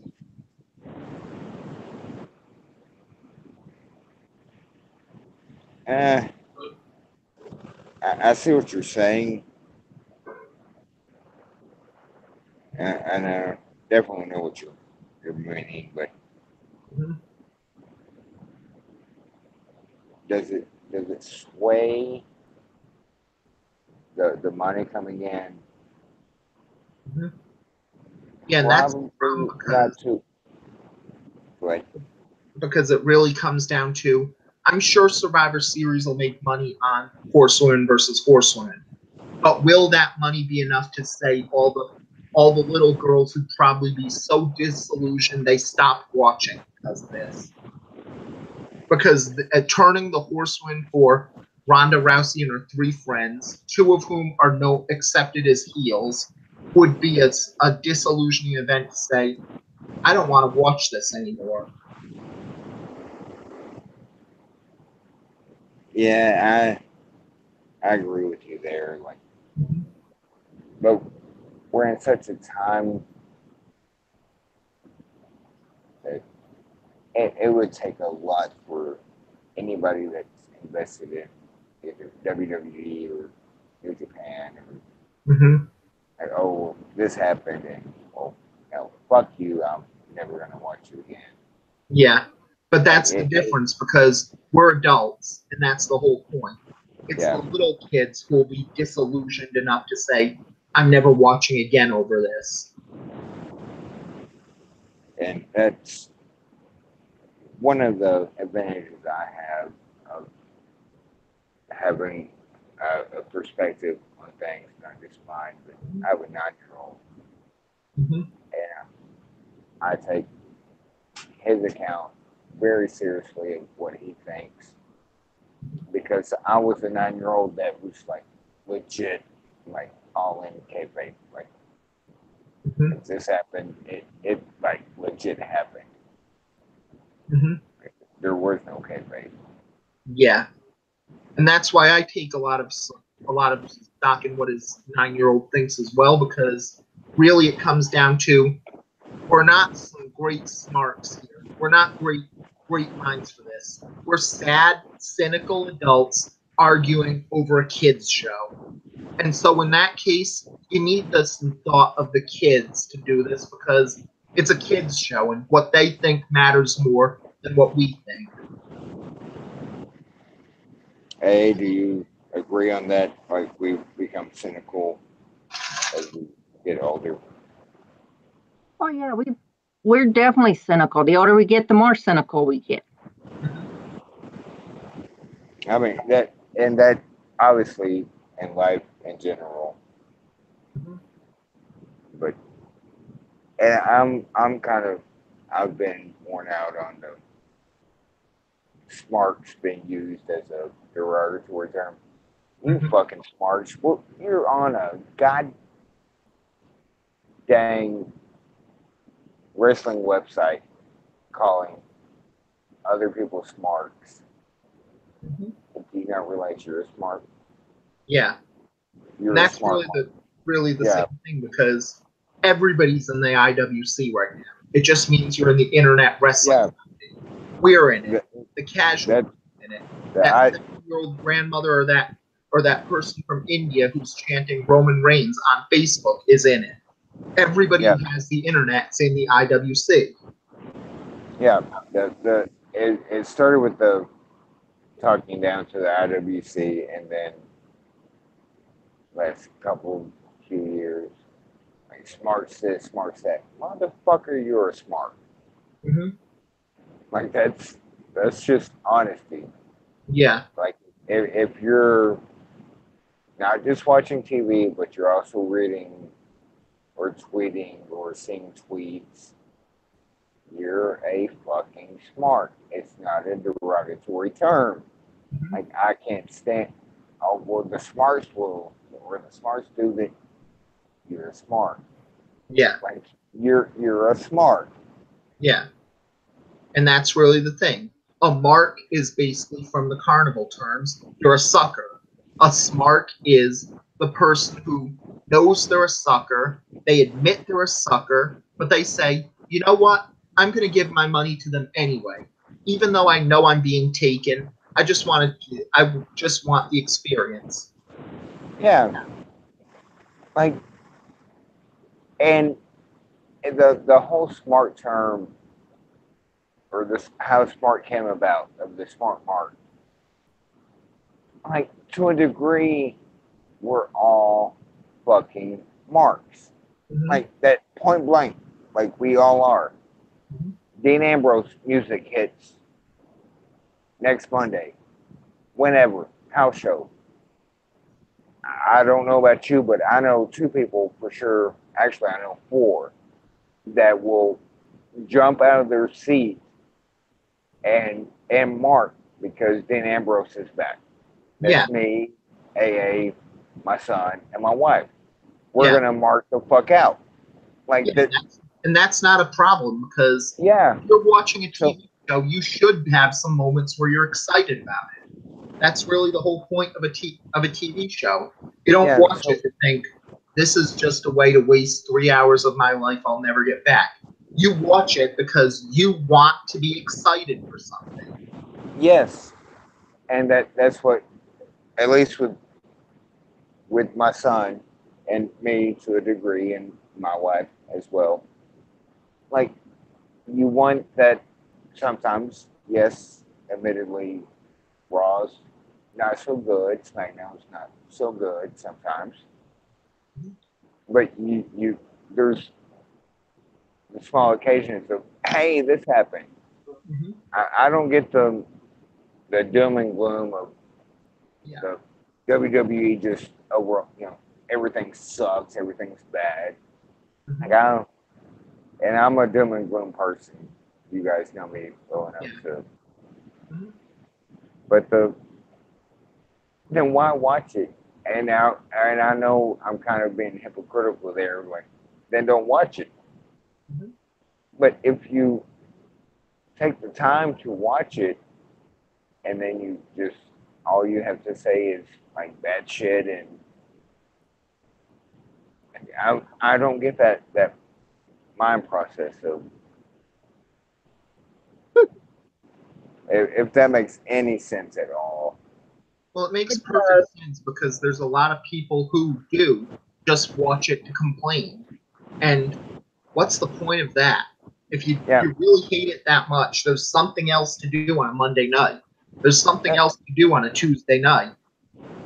There's always, like, literally, but that's the problem, is you have the minority but more majority vocal of, fuck WWE.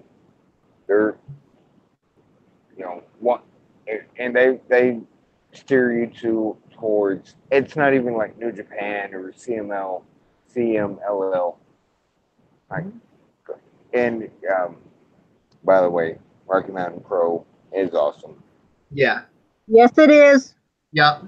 And that's one of the pluses of giving him Global Wrestling Network, so he can catch Rocky Mountain Pro regularly. So you can catch it on Twitch. Mm-hmm. But it's not even the point of WWE sucks so bad. It's more of the point of they want to be smarter, better, more Mhm. intelligent than, and I can't stand those kind of people. Like Yeah. seriously, like that gets on my nerves so bad. I'm here. We're going out to the tent. Mhm. Yep. And that's really the problem, because even saying it like other promotions are so perfect is not a problem. Like, for instance, New Japan fans. Yes, New Japan has good work rate and Meltzer loves it, but WWE is willing to build around a women's division and see that women are a big part of the show. And New Japan only uses women as valets and won't put a women's division on the show. And the people who are saying it say New Japan shouldn't use a women's division, and it's fine the way it is, which is about the same as being a wrestling fan and saying, you know what? I have a strong opinion about ethics and video game journalism. No, that is a big blind spot New Japan has. And it's fair to accept that.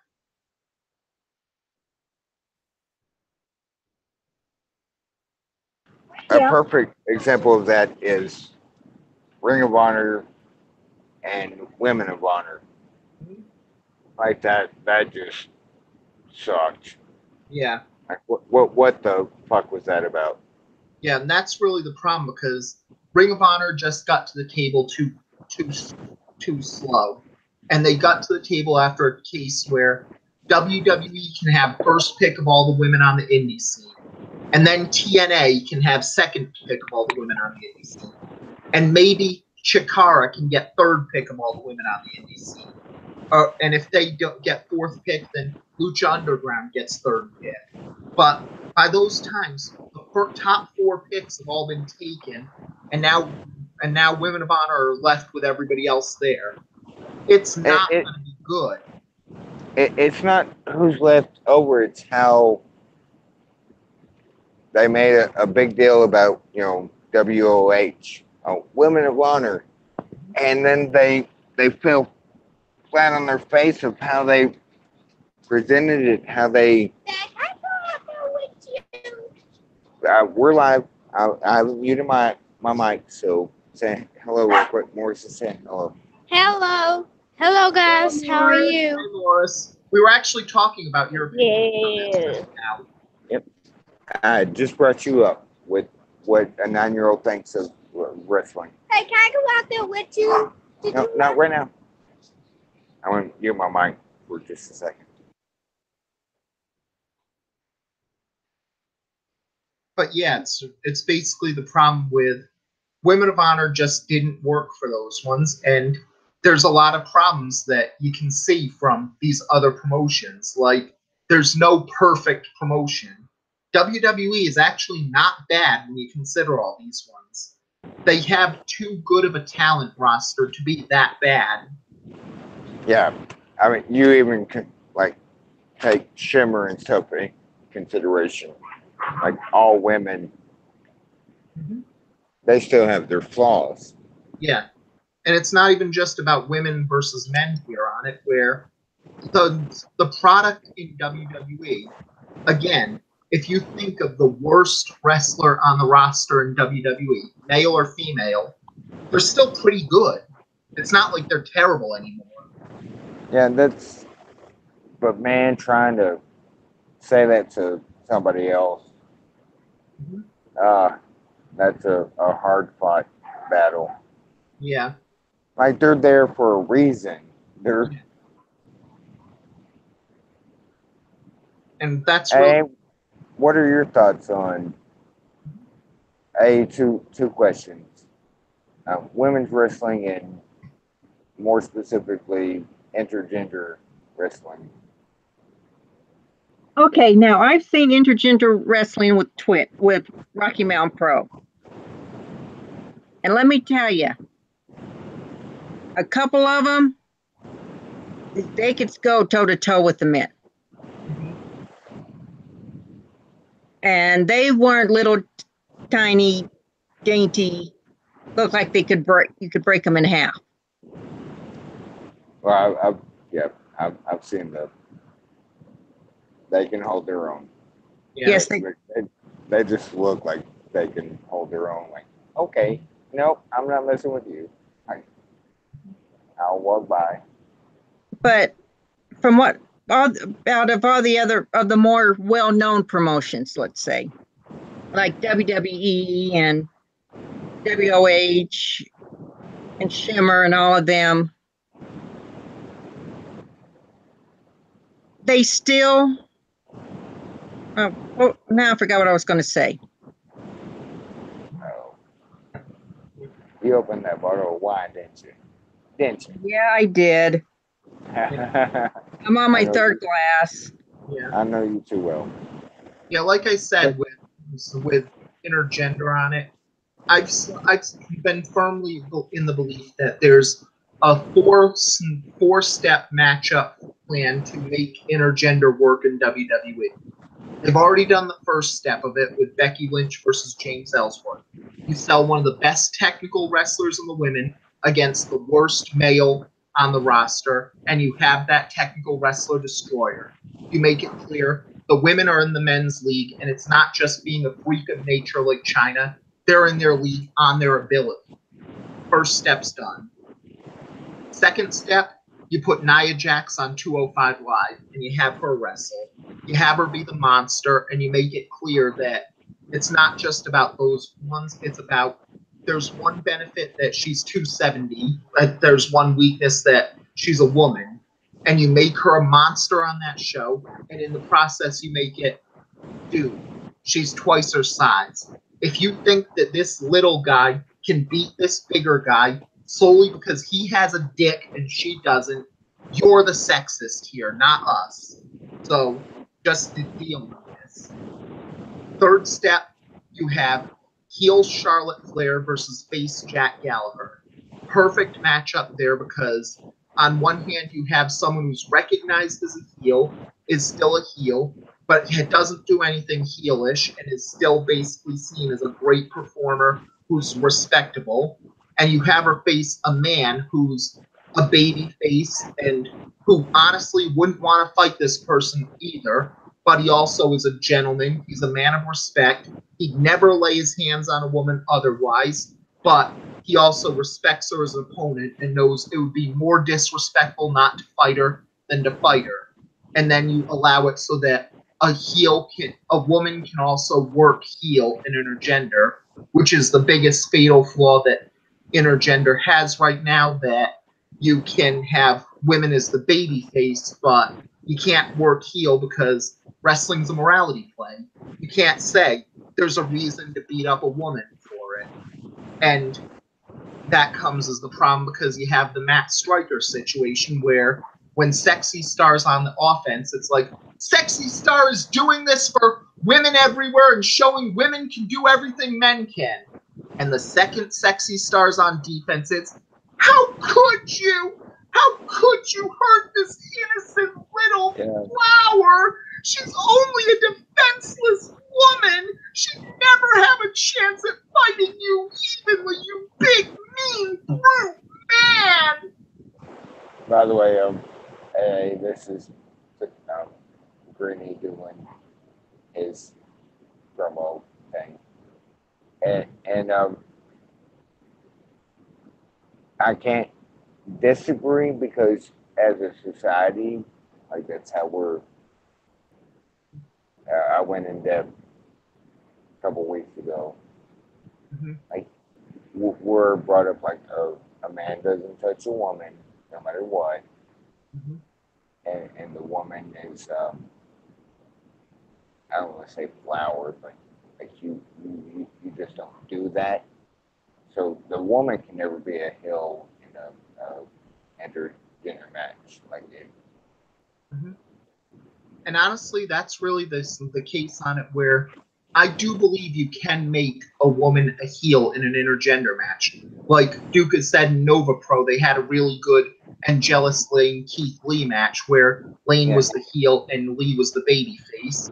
But It'll take working out specifically like in a WWE environment. That's why I picked Charlotte versus Gallagher as the match on it, because it would take a woman who's a heel because she's rakes the eye back, thumbs to the eyes, you pulls the tights, and when she rolls you up, cheating heel, but she doesn't do anything despicable.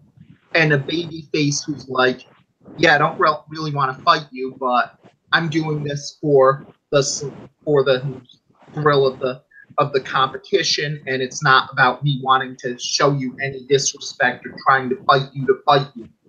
You have to have someone who you'd have to have a heel who's basically a heel in the confines of the match versus a face who's a face in the confines of the match. And it wouldn't be you're a heel, so I'm going to beat the crap out of you. Gallagher might, in my opinion, might be a bad example. Yeah.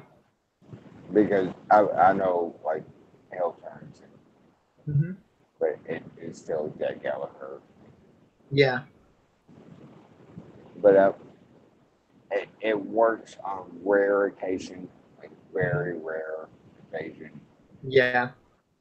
And that's really the black mark of the intergender one, because if you don't have it so that it's possible for a woman to be a heel in the match, then inevitably you'll get to a point where every woman is a baby face and every man is a heel. And that would be just as bad as anything else. So yeah, like it's like I was, there's a very fine line, and we're not talking like China Jeff Jarrett's bullshit like this. If you're gonna go that route, and this is one of the few times that I don't trust, creative in WWE. It has to be done. They did it well with Ellsworth and Becky. That led, the story led up to, okay, fuck you, bitch. Like I'll fight you on my own. Yeah, but that's also the point where they could do it with James Ellsworth, because James Ellsworth was always the joke character who had no chin and didn't look like a pro wrestler. It would be a little bit different if you had it against even someone who looks like a wrestler, at least. Yeah, and he seems like somebody you just got out of the audience kind of thing. Like those kind of things can work as far as like Becky facing Nakamura, or an actual wrestler on SmackDown. And that actually ties to one other thing that would seem to be the perfect compromise for it, and also go with the should there be a women's TV show on it. Just allow women to enter the cruiserweight division. Because if you think about it, they're about the same size. There's not much of a difference. The women are sold as good enough performers that they could probably go with the cruiserweight division on it. And you add all the star power the women have to the cruiserweight division to fix things on it. Heck, it worked with Sasha Banks being added to Rich Swann for a few weeks, so that they get eyes onto it. So it just seems to be the natural matchup. Rich Swann's on with WWE.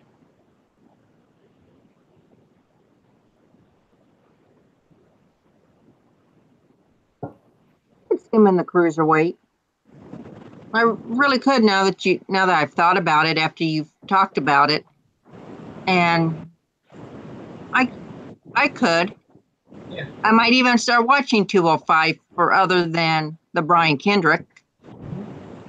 Yeah. The Brian Kendrick. I said the Brian Kendrick. I know, but I have to emphasize the Brian Kendrick. The. Sorry, I've been a mark of Yeah. the Brian Kendrick. I've done it to Grinny before. Like the right. Like I'm sorry. One of those things. Yeah.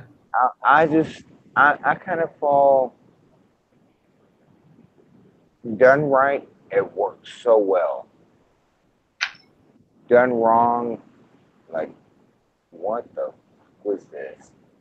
Mhm. And Yeah, but there's that's really the case where right now a lot of intergender work is done right, and they have good intergender specialists like Candice LeRae on the roster, so they yeah, can do and it. see, But there's I'm also awaiting the that kind of Candice LeRae is not to sound awkward, but like the specimen. Like, okay, we're gonna go this route. Candice LeRae is the person you do it with. Candice LeRae or Selena Vega. Like one of those two can hold their own, look competitive.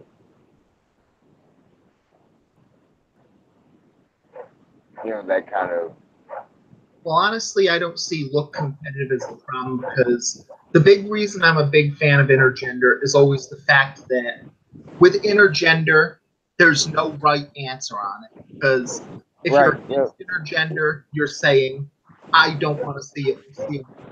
If you're for intergender, you say, I want to see a man beat up a woman. But if you're against intergender, you're saying, oh, so you think that Scarlett Johansson shouldn't be able to beat up a male Luke or so in the Avengers? So you're saying something like that? You are not letting women fight for the same effects that men get in entertainment. You are yeah. personally responsible for the wage gap, you shitlord. I was gonna go that in depth with it, but just on topic of like Yeah. those, just to my mind, Selena and Candace, Mhm.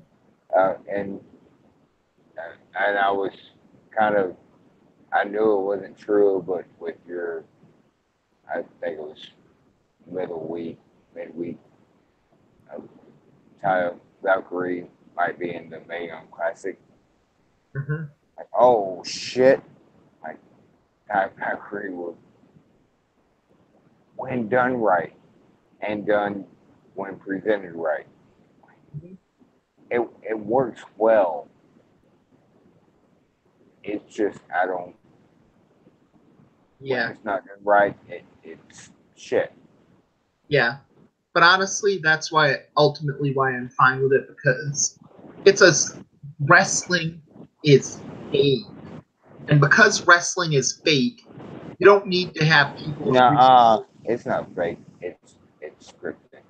Yeah, but because it's scripted or something like that, you don't need to have someone being that good on it. Heck, waifu is a thing in most TV shows on it, so it's not just you need Candice LeRae or Zelina Vega or someone like Becky Lynch to do it. If you want to script someone like Dana Brooke beating up Shinsuke Nakamura, you can have Dana Brooke beat up Shinsuke Nakamura because wrestling is fake and Dana Brooke is scripted to fight to beat up Shinsuke Nakamura. And she has no balls to kick.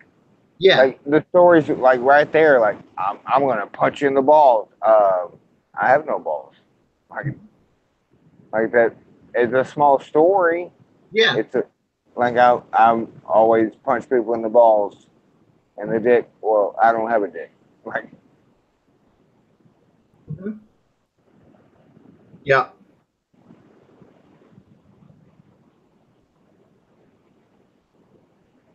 Yeah, if but that makes really, sense, that's you really know. the problem going back to SmackDown, where there really wasn't that much this week.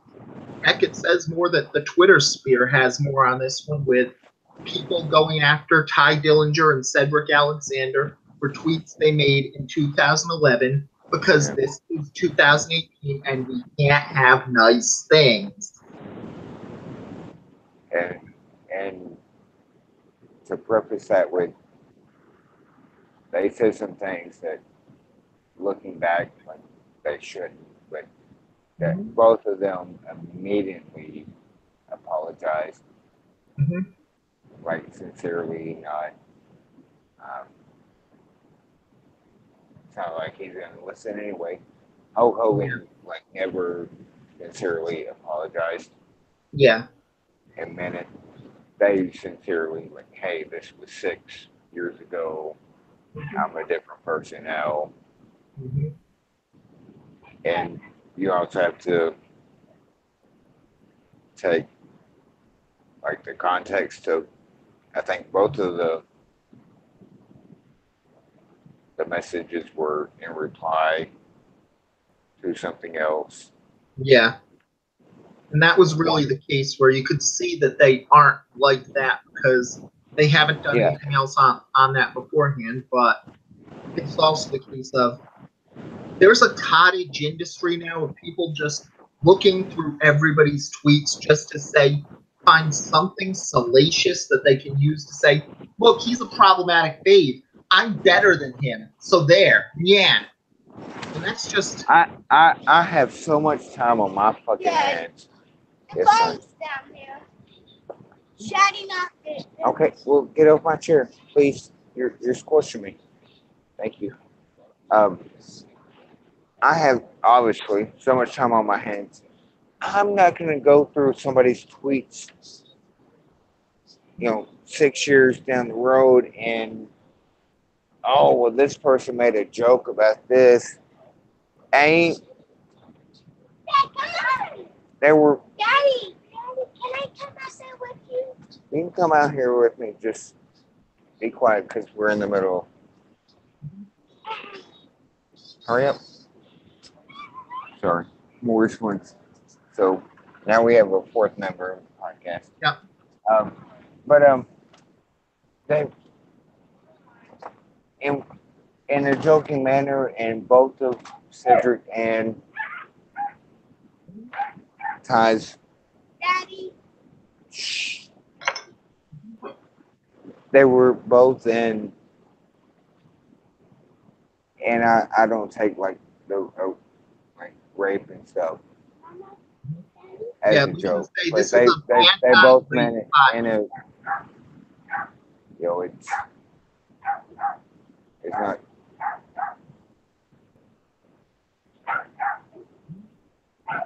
It's not this if they're, if it's asleep. I forget exactly how they were worded. Sorry, I'm distracted. Yeah. And honestly, Daddy, I think I'm watching Practical Joker. Well, what's that way? But they actually, both of them. yeah, I'm so sorry that, and not just, hey, sorry, I was, got caught saying. yeah. Yeah, at least they manned up and admitted, yeah, we did wrong, but they really shouldn't have to. Hi. How much of a life do you need to just dig through people's tweets and find something like that? That goes, Yeah. yeah, they're an active. Who the fuck goes through 6 years of tweets? Yeah, Oh, well, so and so said such and such. yeah. Like That goes that's more past- on the person that found it than, Yeah, and I'll probably get some heat for this. That's more on the person that went through all that shit to find it. Stop it. yeah, That and we found went it through this. than with the actual tweet itself. Yeah, and we in a went through joking this manner. as wrestling fans 2 years ago when they went through this with Aaliyah on this and found things that she said, and there was proof that the person who found this on Aaliyah was someone who used to know her and was just trying to get her fired just to get her fired, which was bullshit there. And I thought it was clear that it was like, okay, we'll talk to her, but you can't do this again. But now it's just gotten to this point where it's just like, I just want this. When someone does something really good, it's less they did something good. There's something positive in this sick, sad world, and more. And everybody anymore wants to be like the scoop. I found this. I found that. Yeah. When anybody that has Twitter could have taken their day, like literally their entire day, and gone through years of tweets and found that. And everybody wants to be. Oh, well, now I'm wrestling famous, just like Dude, will you back up just for a second? Mm-hmm. Well, it just Just like happened like last Sunday where a pitcher had gotten famous for throwing a no hitter almost into the final outs on it, and that same day people found tweets of his on it, and it was like now you're just doing it just to say something one does something good, and it's not something good that they did. It's more you're not better than me. I'm going to prove that you're not better than me. I'm better than you.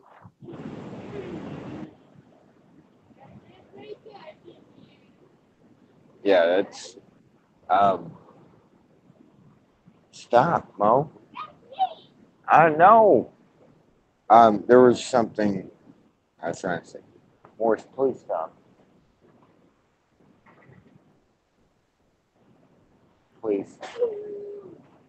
Okay, go back inside. You can't behave yourself. Go back inside.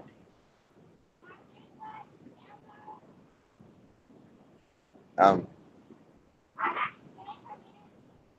and everything's taken as gospel. So and so said this, and so and so, and I'll call out Melter on this. But he said,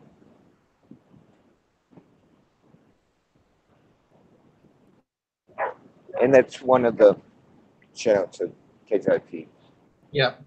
that they do wait till things being confirmed before they report on it, Yeah. before it's an article. Like I really do appreciate these people like Brickhouse Brown we were talking about earlier. You know, that was on other sites and Facebook, and but he wasn't, and they didn't report on it. They, Yeah. And that's you really know, the good thing on them because right now in this place where you have cage side seats, Bleacher Report, things like that, anyone can be a contributor, and they all want to be the first one to get to it. yeah. Bleacher Report, I haven't been on in a while, just because the comments got so out there. But if I'm pretty like 99.9% sure if I see a headline of whatever on K-side, Mhm. like that actually happened. Yeah. Yeah, you're not going to see stuff like, for instance, spoiler, Roman Reigns tests positive for steroids, and then they say, haha, Snape kills Dumbledore, or something like that. Yeah, they're I really like them because they mind their P's and Q's. Yeah. B, they dot their I's and cross their T's. Mm-hmm. Like if I see it on K side, okay, that's actually happening where it has happened. Mm-hmm. Yeah. Sometimes, every once in a while, Mm-hmm. and yeah, there's opinionated pieces. Every once in a while, they'll jump the gun, but Mm-hmm. more so than not. That's why I said 99.9. Yeah. Like they're, if in my opinion, if it's an article on KTAG, it's true. Yeah.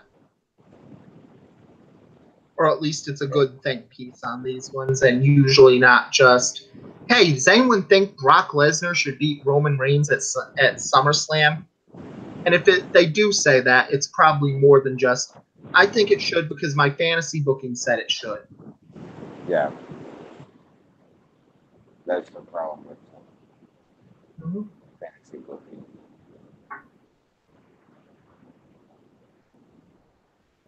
but that was basically all that happened this week on it, where the wrestling didn't matter, but everything outside of wrestling did matter.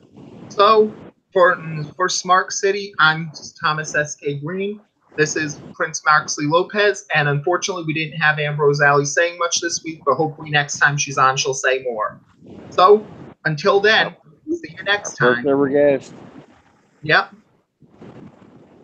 AA, do you parting words before we sign off? Just good night to everyone, and don't forget to check out Violent Wrestling Podcast on Wednesday nights. Yep. Wednesdays, 10 Central, 8 Mountain, or 10 Eastern, 8 Mountain. Yep. Usually we do like that wrestling on Thursdays. I'm feeling better, but I couldn't make it Thursday, so now we're doing it Saturday night. So here we are.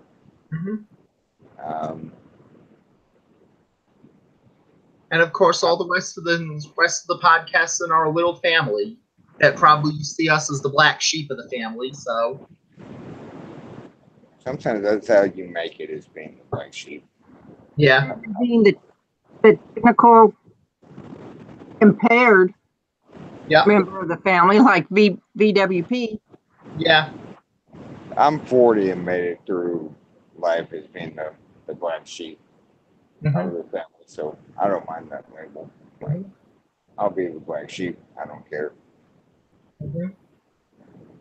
Yep, and honestly, it was not really time as the black sheep of the family. It was only one time I took a shot at Teddy Roosevelt. I swear.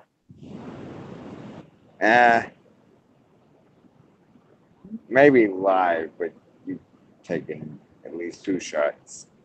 Yeah. So until then, we'll see you next Thursday.